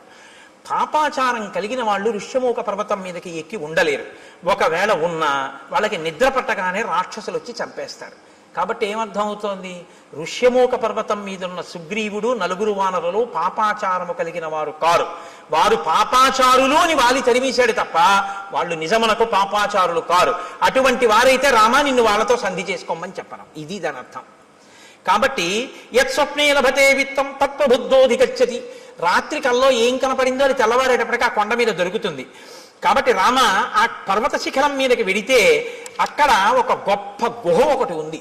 రామతస్యతు శైలస్య మహతీ శోభతే గుహ శిలాపిధానా కాకుత్స దుఃఖం చాస్యాహ ప్రవేశనం. ఆ గుహకి ఒక పెద్ద శిల అడ్డు పెట్టి ఉంటుంది. దానిలోనే సుగ్రీవుడు నలుగురు వానరులతో ఉంటాడు. ఆ గుహలోకి ప్రవేశించడం చాలా కష్టం. తస్యా వసంతి సుగ్రీవ చతుర్భి సహవానరై కదాచిత్ శిఖరే తస్య పర్వతస్యావతిష్టతే. రామ, ఆ శిశునాగములు ఆ గొన్నేనుగులున్నాయే అవి పంపా సరోవరంలోకి వచ్చి నీళ్లు తాగి పైకి చిమ్మి ఆడుకుని పెద్దగా అరుస్తుంటాయి. అవి అలా అరిచినప్పుడు వాటి యొక్క ఘీంకారములు ఆ పర్వత శిఖరం మీదకి వినపడుతుంటాయి. అప్పుడప్పుడు సుగ్రీవుడు గుహలోంచి బయటికి వచ్చి నలుగురు వానరులతో కలిసి ఆ శిఖరం మీద కూర్చుని చూస్తూ ఉంటాడు. ఇవన్నీ అక్కడే ఉన్నాడు. నిజంగా లైవ్ టెలికాస్ట్ ఇస్తారండి. మనం చదువుతుంటే అబ్బా మనం ఒక్కసారా ఋష్యమూక పర్వతం, ఆ పంపా నది, ఇంకా ఎన్ని చెప్పారో తెలుసా అండి? రామ, గుంపులుగా అడవి పందులు వస్తాయి. అడవి పందులు పంపా సరోవరంలో నీళ్లు తాగి పర్వత గుహల్లో ఆడుకుంటూ వెళ్ళి పడుకుంటాయి. పడుకుని పెద్ద పెద్ద రంకెలు వేస్తాయి. ఆ రంకెలు ఎలా ఉంటాయో తెలుసా? ఆబోతు రంకెల్లా ఉంటాయి. అక్కడ గొన్నేనుగులు ఏమి ఆటలాడుతుంటాయో రామ, ఆ పర్వత శిఖరం చుట్టూ అవి తిరుగుతుంటాయి. వాటిని దాటి శిఖరం ఎక్కవలసి ఉంటుంది. ఇవన్నీ చెప్పి రామ తొందరగా బయలుదేరి సుగ్రీవుడితో స్నేహం చేసుకో. చాలా సంతోషం అన్నారు. మీరు ఆజ్ఞనిస్తే నేను బయలుదేరుతానన్నాడు. ఆయన వెళ్ళిపోయాడు. రామలక్ష్మణులు ఇద్దరూ బయలుదేరి శబరి ఉన్నటువంటి ఆ మతంగ మహర్షి యొక్క ఆశ్రమాన్ని చేరుకున్నారు. శబరి వెంటనే స్వాగతం చెప్పింది. స్వాగతం చెప్పి అంది, తౌచు దృష్ట్వా తదా సిద్ధ సముద్ధాయ కృతాంజలి రామస్య పాదౌ జగ్రాహ లక్ష్మణస్య చ ధీమతః పాద్యమాచమనీయం చ సర్వం ప్రాణాద్యధానిధి. ఆవిడ వెంటనే రామలక్ష్మణులు ఇద్దరి పాదములు పట్టుకుని అర్ఘ్యపాద్యములు ఇచ్చి కూర్చోపెట్టి, నాయనా రామ, నీ దర్శనం కోసమే నేను ఎదురు చూస్తున్నాను అని. అంటే రాముడు ఆవిడ్ని ప్రశ్నించాడు. ఇదే నేను మీతో అన్నది. రాముడు ఎవరితో ఎక్కడ ఎలా మాట్లాడతాడో మీకు అలవాటైతే ఎక్కడ ఎలా మాట్లాడాలో మీకు వచ్చేస్తుంది కొన్నాళ్ళకి. తాపసితో మాట్లాడుతున్నాడు కాబట్టి ఆయన ఎలా మాట్లాడతాడో చూడండి. తమవాచ తతో రామ శ్రమణీం సంసితవ్రతాం కచ్చిత్తే నిర్జితా విఘ్నాః కచ్చిత్తే వర్ధతే తపః కచ్చిత్తే నిహిత క్రోధాహారస్య తపోధనే కచ్చిత్తే నియమాః ప్రాప్తాః కచ్చిత్తే మనసః సుఖం కచ్చిత్తే గురుశుశ్రూషా సఫలా చారుభాషిణి. ఓ శబరి, నీ తపస్సు విఘ్నం లేకుండా కొనసాగుతోందా? నువ్వు ఆహారమును స్వీకరించేటప్పుడు నియమాన్ని ఉల్లంఘించకుండా ఆహారాన్ని తీసుకోవడంలో ఏ ఇబ్బంది లేకుండా తీసుకుంటున్నావంటే రుచికి లొంగకుండా ఉండగలుగుతున్నావా? కచ్చిత్తే వర్ధతే తపః, తపస్సు రోజు రోజుకి పెంచుకోగలుగుతున్నావా? ప్రతిరోజు నియమాలు పాటిస్తున్నావా? నీ మనసు సుఖంగా ఉంటోందా? నీ గురు శుశ్రూష బాగా జరిగిందా? నాకు వాటి గురించి చెప్పు. ఎవరిని ఏవడగాలో అవి అడగాలి. అడిగితే ఆవిడ చాలా సంతోషించింది. అద్య ప్రాప్త తపస్సిద్ధి తవ సందర్శనాన్మయ అద్యమే సఫలం తప్తం గురువశ్చ సుపూజితాః అద్యమే సఫలం జన్మ స్వర్గశ్చైవ భవిష్యతి త్వయి దేవ వరే రామ పూజితే పురుషర్షభ చక్షుషా తవ సౌమ్యేన పూతాస్మి రఘునందన గమిష్యాం అక్షయాన్ లోకాన్ తత్ప్రసాదాదరిందమా. నాయన, ఎప్పటి నుంచో నీ దర్శనం కోసమే ఎదురు చూస్తున్నాను. నా తపస్సు ఇంతకాలం నిర్విఘ్నంగా సాగింది అని గుర్తేమిటో తెలుసా? నా తపస్సు సిద్ధి పొందింది అనడానికి తార్కాణమే నీ దర్శనం. నీ దర్శనం కోసమే చూస్తున్నాను. నీ దర్శనం కోసమే ఇంతకాలం నుంచి ఎదురు చూస్తూ ఉన్న నాకు ఈ కన్నులతో నిన్ను చూసే భాగ్యం కలిగింది కాబట్టి, నేను ఉన్న ప్రయోజనం పూర్తయిపోయింది కాబట్టి నువ్వు అనుమతించిన తర్వాత ఇంకా నేను ఊర్ధ్వలోకాలకి వెళ్ళిపోతాను. మయాతు వివిధం వన్యం సంచితం పురుషర్షభ తవార్థే పురుష వ్యాఘ్ర పంపాయా స్థిర సంభవం. పంపానదీ తీరమునందు ఉన్నటువంటి అనేకమైన కందమూలములను ఫలములను నువ్వు ఎప్పుడొస్తావో నీకు పెడదామని నేను తీసుకొచ్చి దాచి ఉంచాను. అంటే మీరు ఈ మాటలో ఒక విషయం గుర్తుపెట్టుకోవాలి. శ్రద్ధ అని ఒకటి ఉంటుంది. శ్రద్ధ అంటే ఏమిటో తెలుసా అండి? ఎప్పుడో అప్పుడు రాముడు వస్తాడని తీసుకొచ్చి 2 దానిమ్మ పళ్ళు వచ్చి చూద్దాం, ఇవాళ కూడా ఇన్నాళ్ళు రాలేదు, ఇవాళ వచ్చేసాడు ఎట్లే పోన్లే, దానిమ్మ పళ్ళు 2-3 రోజులు ఉంటాయి కాబట్టి 2-3 రోజులు రాకపోతే అప్పుడు మళ్ళీ తీసుకొద్దామని పెట్టి కూర్చోవడం కాదు. ద్రాక్ష పళ్ళ గుత్తి నైవేద్యం పెట్టడానికి ద్రాక్ష పళ్ళ గుత్తి నుంచి ద్రాక్ష పళ్ళు విడతీసి కడిగి నైవేద్యం పెట్టడానికి చాలా తేడా ఉందిగా. ఉందా లేదా? మీకు గుత్తిస్తే తింటారా? విడదీసి కడిగి పట్టరా అంటారా? అనరా? ఈశ్వరుడు తినాలంటే గుత్తిలా నైవేద్యం పెడుతున్నావు. నీకు తినాలని కోరుకుంటే పూజలో అంతర్భాగం చక్కగా పళ్ళన్నీ విడదీసి నీళ్లతో కడిగి పళ్ళెంలో చక్కగా అందులో మెత్తబడిపోయిన పళ్ళు తీసేసి మిగిలిన పళ్ళు వెండి పళ్ళెంలో నీ వెండి పళ్ళెం కూడా కాదుగా, ఇచ్చారుగా పెద్ద పళ్ళెం చక్కగా నైవేద్యం పెట్టమని, అందులో చక్కగా విశాలంగా పెట్టి రామ చక్కగా మెల్లగా అమ్మ నా తల్లి సీతమ్మ లక్ష్మణయ్య ఒక్కొక్క పండు తీసుకుని హాయిగా తినండి అని ఆ పళ్ళెం అక్కడ పెట్టి ప్రశాంతంగా నివేదన చెయ్యి. నువ్వు కడిగినందుకు పొంగిపోతాడు ఆయన. అది పూజ. ఓరి ఓరి ఓరి వీడు నేను తినాలని పళ్ళు కడుగుతున్నాడు సీత చూసావా అంటాడు. గుత్తి అక్కడ ఎట్టి నైవేద్యం పెట్టాడు. ఏమండి చూసారా? అందులో చప్పబడిపోయినవి మెత్తపడిపోయినవి కుళ్ళిపోయినవి అన్నీ పెట్టేస్తున్నాడు. ఎదురుగుండా కనపడు గింజలు నేను విప్పి పెడుదును, కానీ తల్లి సీతమ్మ చూస్తోంది. అన్ని ద్రాక్ష పళ్ళు నువ్వే కడిగేసి అరటిపండు తొక్కలు నువ్వే తీసేసి అన్నీ పెట్టేస్తే మా ఆయనకి నేను పెట్టుకోవద్దయ్యా ప్రేమతో, అవి నాకి నేను విప్పి పెట్టుకుంటాను ఎంత బాగున్నాయో అంటోంది. అమ్మకి ఇస్తాను, అమ్మ విప్పి పెడుతుంది. ఇదిగో అమ్మ చేతిలో పెడుతున్నాను, ఇవి మీరు గింజలు ఒలుచుకు తినండి, ఇవి మాత్రం అమ్మ గింజలు ఒలిచే వరకు ఇవి తింటుండండి రామా అని మీరు భావన చేసి సంతోషంగా ఓసారి ఆ పళ్ళెం అక్కడ పెట్టి 2-3 నిమిషాలు సంతోషపడిపోయి మీ ఎదురుగుండా సీతారామ లక్ష్మణులు హనుమ ఉన్నారనుకుని అప్పుడు మీరు నైవేద్యం పెట్టి, నా స్వామి తింటున్నాడు, ఆయన తింటున్నప్పుడు ఆ పళ్ళరసం కంఠంలోకి దిగుతుంటే సంతోషంగా ఆయన చూస్తున్నాడని మీరు భావన చేస్తే నన్ను నమ్మండి, అది ప్రసాదమే, ఆయన తిన్న శేషం ఇది. అసలు ఆ భావన లేకపోతే మిమ్మల్ని నైవేద్యం పెట్టమని పంపించిన ఆయన యొక్క ద్రవ్యం వృధా తప్ప ఉపయోగమే ఉండదు. కాబట్టి నేను రోజూ పంపా సరోవరం నుంచి తెచ్చాను, పళ్ళు తెచ్చి అక్కడ పెట్టాను, రామ మీరు స్వీకరించండి, అక్కడ పెట్టింది. అంతేకాని కొరికి చూసింది, కొరికి చూసి పెట్టింది, ఇలాంటి పిచ్చి పిచ్చివన్నీ లేవు. ఆవిడ శుశ్రూష చేసింది గురువులకి, మతంగ మహర్షికి. ఆవిడికి తెలుసు ఎక్కడెలా ప్రవర్తించాలో. ఆవిడ శ్రద్ధ ఎక్కడా మీకు అర్థమవుతుందని నేను ఈ మాటలు చెప్పాను, నైవేద్యం పెట్టడం ద్రాక్షపళ్ళ గుత్తి గురించి. ఆవిడ అలా ప్రతిరోజు సేకరించి తీసుకొచ్చి అక్కడ పెట్టింది. ఏమో రాముడు వస్తారేమో, పెట్టుకోవాలి, ఎప్పటి పళ్ళప్పుడు. నేను చైతన్య కుసుమ ప్రియా అమ్మవారు. అందుకే అమ్మవారికి బంగారు తామరలతో బంగారం పూలు చేయించామని అంటారు. బంగారం పూలతో చేయిస్తే మీరు గుర్తుపెట్టుకోండి జాగ్రత్తగా, చాలామంది చేసేస్తారు కానీ దానికి ఒక కాడ ఉంటుంది.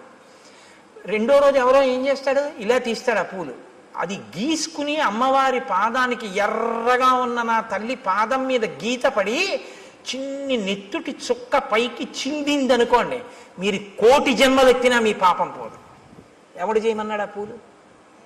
ఓ గడ్డి పువ్వు తెచ్చి అక్కడ పెట్టు చాలు. అందుకే ఆవిడ చెప్పింది చైతన్య కుసుమ ప్రియా, నేను చైతన్యం ఉన్న పువ్వుల్ని ఇష్టపడతాను అని చెప్పింది ఆవిడ. ఈ బంగారం పూలు వెండి పూలు తెచ్చేమని ఎవడు చెప్పలేదు, ఎవడో వెర్రెక్కినవాడు మొదలెట్టాడు ఇవన్నీ. కాబట్టి అలాంటి పిచ్చి పనులు అనవసరం. చైతన్య కుసుమాలు ప్రకృతిలో వచ్చాయి, వాటితో చేస్తే చాలు. అందుకే ఏ ఋతు పుష్పములను ఆ ఋతువునందు పూజ చేస్తే ఈశ్వరుడు ప్రీతి చెందుతాడు. అసాధారణమైనవి తెచ్చే ప్రయత్నం చేయకూడదు. అక్కడ నీకు లభ్యమయ్యే వాటితో చేస్తేనే ఈశ్వరుడు సంతోషిస్తాడు ఎప్పుడు. శ్రద్ధ. కాబట్టి శబరి వాటినన్నింటినీ అక్కడ పెట్టింది. ఇహతే భావితాత్మానో గురవే మే మహావనే జుహావాంచక్రియే తీర్థం మంత్రవన్ మంత్రపూజితం. నాయన ఇదిగో మా గురువు గారి యొక్క గొప్పతనం ఏమిటో చూపిస్తాను రా, ఆశ్రమం చూపిస్తానని తీసుకెళ్ళి గురవోమే మహావనే, మా గురువు గారు ఈ అరణ్యంలోనే తిరిగారు, ఈ ఆశ్రమంలో. ఆయన ఒకానొకప్పుడు తన మంత్రశక్తితో గంగా నదిని ఆవాహన చేశారు. ఇదిగో ఇక్కడ ఆ తీర్థం ఇప్పటికీ ప్రవహిస్తోంది ఆశ్రమంలో, చూడు. ఇయం ప్రత్యక్షస్థలీవేది ఎత్ర తేమే మనస్కృతాః పుష్పోపహారం కుర్వంతి శ్రమదుద్వేషిభిః కరైః. చాలా బడలిపోయినటువంటి నీరసంతో ఉన్న శరీరంతో ఉపవాసములు చేసి చేసి ఉన్నటువంటి శరీరం కాబట్టి భగవంతుని యందు ధ్యానంలో ఒళ్ళు మరిచిపోయిన వారు కనుక లేచి పుష్పమాల ఇలా వణికిపోతున్న చేత్తో స్వామికి సమర్పించారు. ఇక్కడే ఆయన అగ్నికార్యం చేశారు. వాళ్ళు వెళ్ళిపోయి చాలా కాలమైంది. నువ్వు చిత్రకూట పర్వతం మీద ఉన్నప్పుడు వాళ్ళు దివ్య విమానాలు ఎక్కి వెళ్ళిపోయారు. రామ, ఇప్పటికీ వేదులు ఎలా ప్రకాశిస్తుంటాయో చూడు, దిశలన్నీ ప్రకాశిస్తాయి ఈ వేదుల వల్ల. వాళ్ళు చేసినటువంటి అగ్నికార్యం ఇప్పటికీ అంత తేజస్సుతో ఉంది.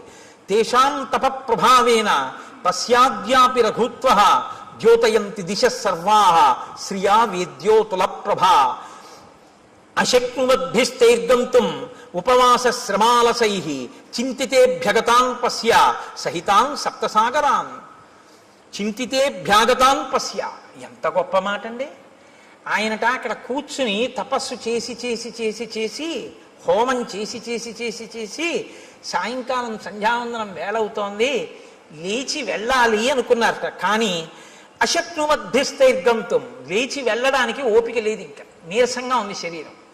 ఎలా అనుకుని సప్త సాగరములారా ఇలా రండి స్నానం చేస్తానన్నారట. 7 సముద్రాలు వచ్చి ఇక్కడ ప్రవహించాయి. నా గురువు గారు ఇందులో స్నానం చేశారు రామా, చూడండి ఆవిడ. అంటే ఈ జాతి యందు ఋషుల యొక్క శక్తి ఏమిటో చూస్తున్నారు మహర్షి రామచంద్రమూర్తి. అద్యాపి నామశుష్యంతి ప్రదేశే రఘునందన. మా గురువుగారు శిష్యులు ఇక్కడే నారచీరలు ఒంటి మీద బట్టతో స్నానం చేయాలి, చేసి ఆ బట్ట పిండి ఆరేశారు. వారి శరీరమునకు తగిలిన కారణం చేత ఆ చీరలు ఆరలేదు. అది వాళ్ళ తపశ్శక్తి. దేవకార్యాన్ని కుర్వద్భిః యానీమాని కృతాని వైః పుష్పైః కువలయై సార్థం మ్లానత్వం నోపయాంతి వై. వాళ్ళు చేతులతో ముట్టుకుని ఇక్కడ దేవతలకి పుష్పాలు సమర్పించారు. ఆ పువ్వులు ఇన్ని సంవత్సరములైన వాడవు, అలాగే ఉన్నాయి చూడు. ఇది మా గురువు గారి గొప్పతనం. కాబట్టి రామ, నేను నీ గురించి ఎదురు చూస్తున్నాను. నీకు ఆతిథ్యం ఇమ్మని మా గురువుగారు చెప్పారు, దర్శనం చేసుకుని ఆతిథ్యం ఇచ్చి రమ్మన్నారు, ఇటుగా రాముడు వస్తాడు ఆతిథ్యం ఇవ్వడానికి ఉండాలన్నారంటే రామచంద్రమూర్తి ఆగమనానికి ఎలా ఎదురు చూశారో చూడండి. నీకు నేను స్వాగతం నెరపాను కాబట్టి ఇక నేను ఊర్ధ్వలోకాలకి వెళ్ళిపోతాను. ఎంత తేలిగ్గా చెప్పేసిందో ఆవిడ వెళ్ళిపోతానని. అంటే రాముడు లక్ష్మణుడి వంక చూసి శరభంగాశ్రమంలో చూశారు ఈ శక్తి. ఒక ఆడది, తాపసి, సన్యాసి, ఆవిడ చెప్తోంది వెళ్ళిపోతానని. ఈ దేశంలో ఆడవాళ్ళు కూడా అంత తపశ్శక్తి సంపన్నులు. అనసూయని చూసాం, శబరిని చూస్తున్నాం.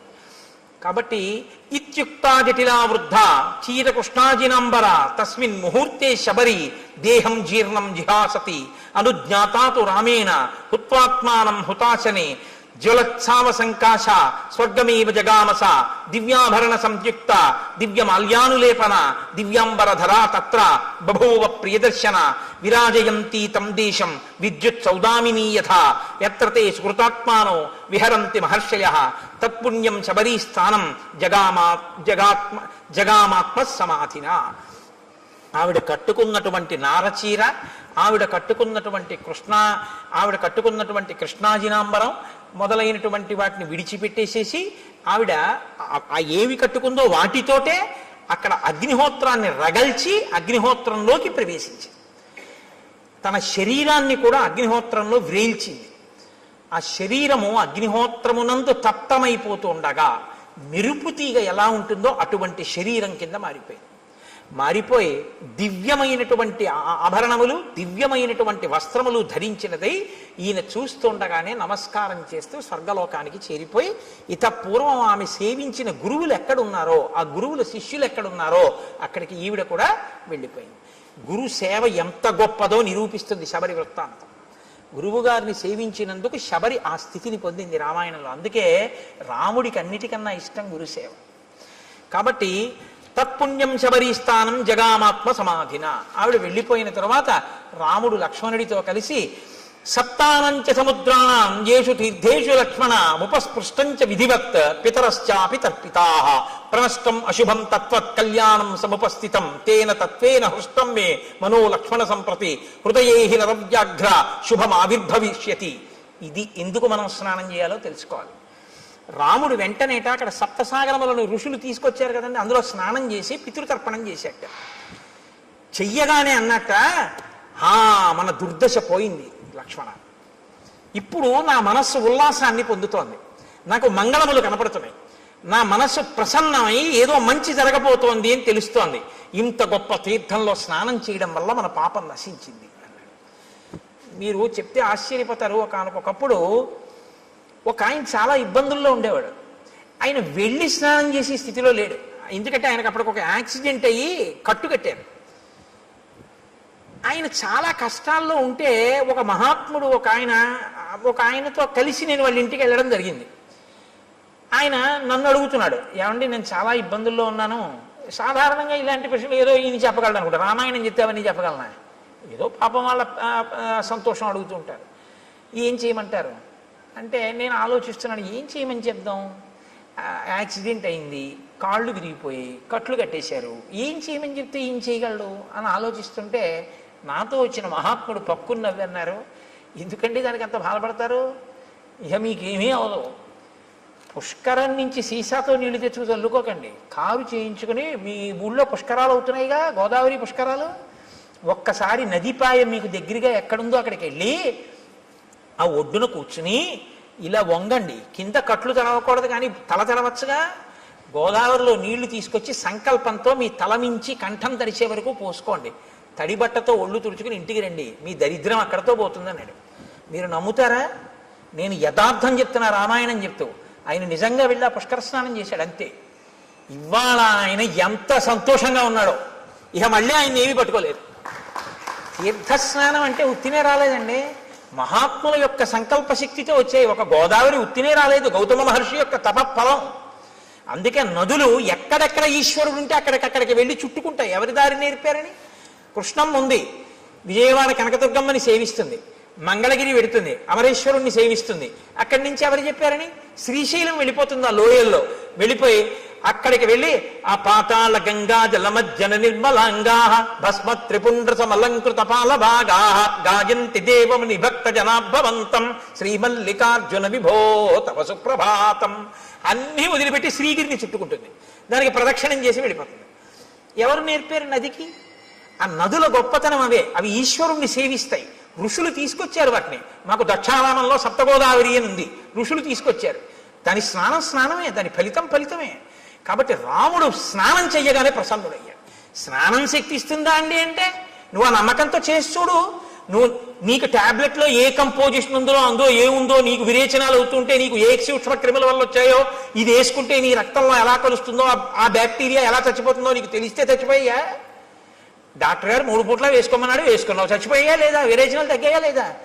డాక్టర్ గారు చెప్తే మాత్రం నేను ఎలా వేసుకుంటానండి, ఇందులో ఏముందో నాకు తెలియాలండి, తెలిస్తేనే నేను వేసుకుంటానండి అంటే ఒక్కనాడికి తగ్గదు. నీ నమ్మకం ప్రధానం. మణి, మంత్రము, ఔషధము మూడింటికే నమ్మకం. కాబట్టి ఇప్పుడు నమ్మి స్నానం చేశాడు, ఫలితం వస్తుంది. విశ్వాసమే ఈశ్వరుడు. మనం ఒక ఎక్కడికైనా పవిత్రమైన చోటుకెడితే తీర్థస్నానం తప్పకుండా చెయ్యాలి. కాబట్టి రాముడు ఆ స్నానం చేసి ఉల్లాసాన్ని పొంది సంతోషించి లక్ష్మణుడితో కలిసి నువ్వు వెళ్ళి ఋష్యమూక పర్వతం మీద సుగ్రీవుణ్ణి కలుసుకో అని చెప్పి ఆనందంగా ఇద్దరూ కలిసి ఆ పంపా సరోవరంలో తిరుగుతూ ఇంకా సుగ్రీవుని యొక్క దర్శనం కోసమని ఎదురు చూస్తున్నారు.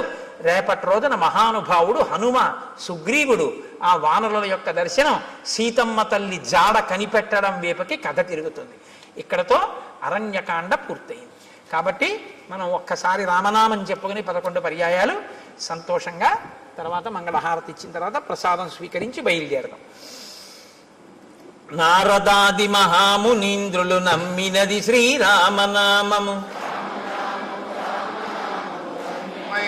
రామనామము నీవు నేనను భేదమేమియు లేకయున్నది రామనామము. రామనామము రామనామము రమ్యమైనది రామనామము, గౌరికిది ఉపదేశ నామము, కమలజుడు జపించు నామము. రామనామము రామనామము రమ్యమైనది రామనామము, గోచరంబగు జగము లోపల గోప్యమైనది రామనామము. రామనామము రామనామము రమ్యమైనది రామనామము, వాదభేదాతీతమగు వైరాగ్యమే శ్రీరామనామము. రామనామము రామనామము రమ్యమైనది రామనామము, సకల జీవులలోన వెలిగే సాక్షిభూతము రామనామము. రామనామము రామనామము రమ్యమైనది రామనామము, శిష్ట జనముల దివ్య దృష్టికి స్పష్టమగు శ్రీరామనామము. రామనామము రామనామము రమ్యమైనది రామనామము, పాలుమీ గడ పంచదారల పక్వమే శ్రీరామనామము. రామనామము రామనామము రమ్యమైనది రామనామము, సిద్ధమూర్తులు మాటి మాటికి చేయున్నది శ్రీరామనామము. రామనామము రామనామము జానకీ హృత్కమలమందున అలరుచున్నది రామనామము. రామనామము రమ్యమైనది రామ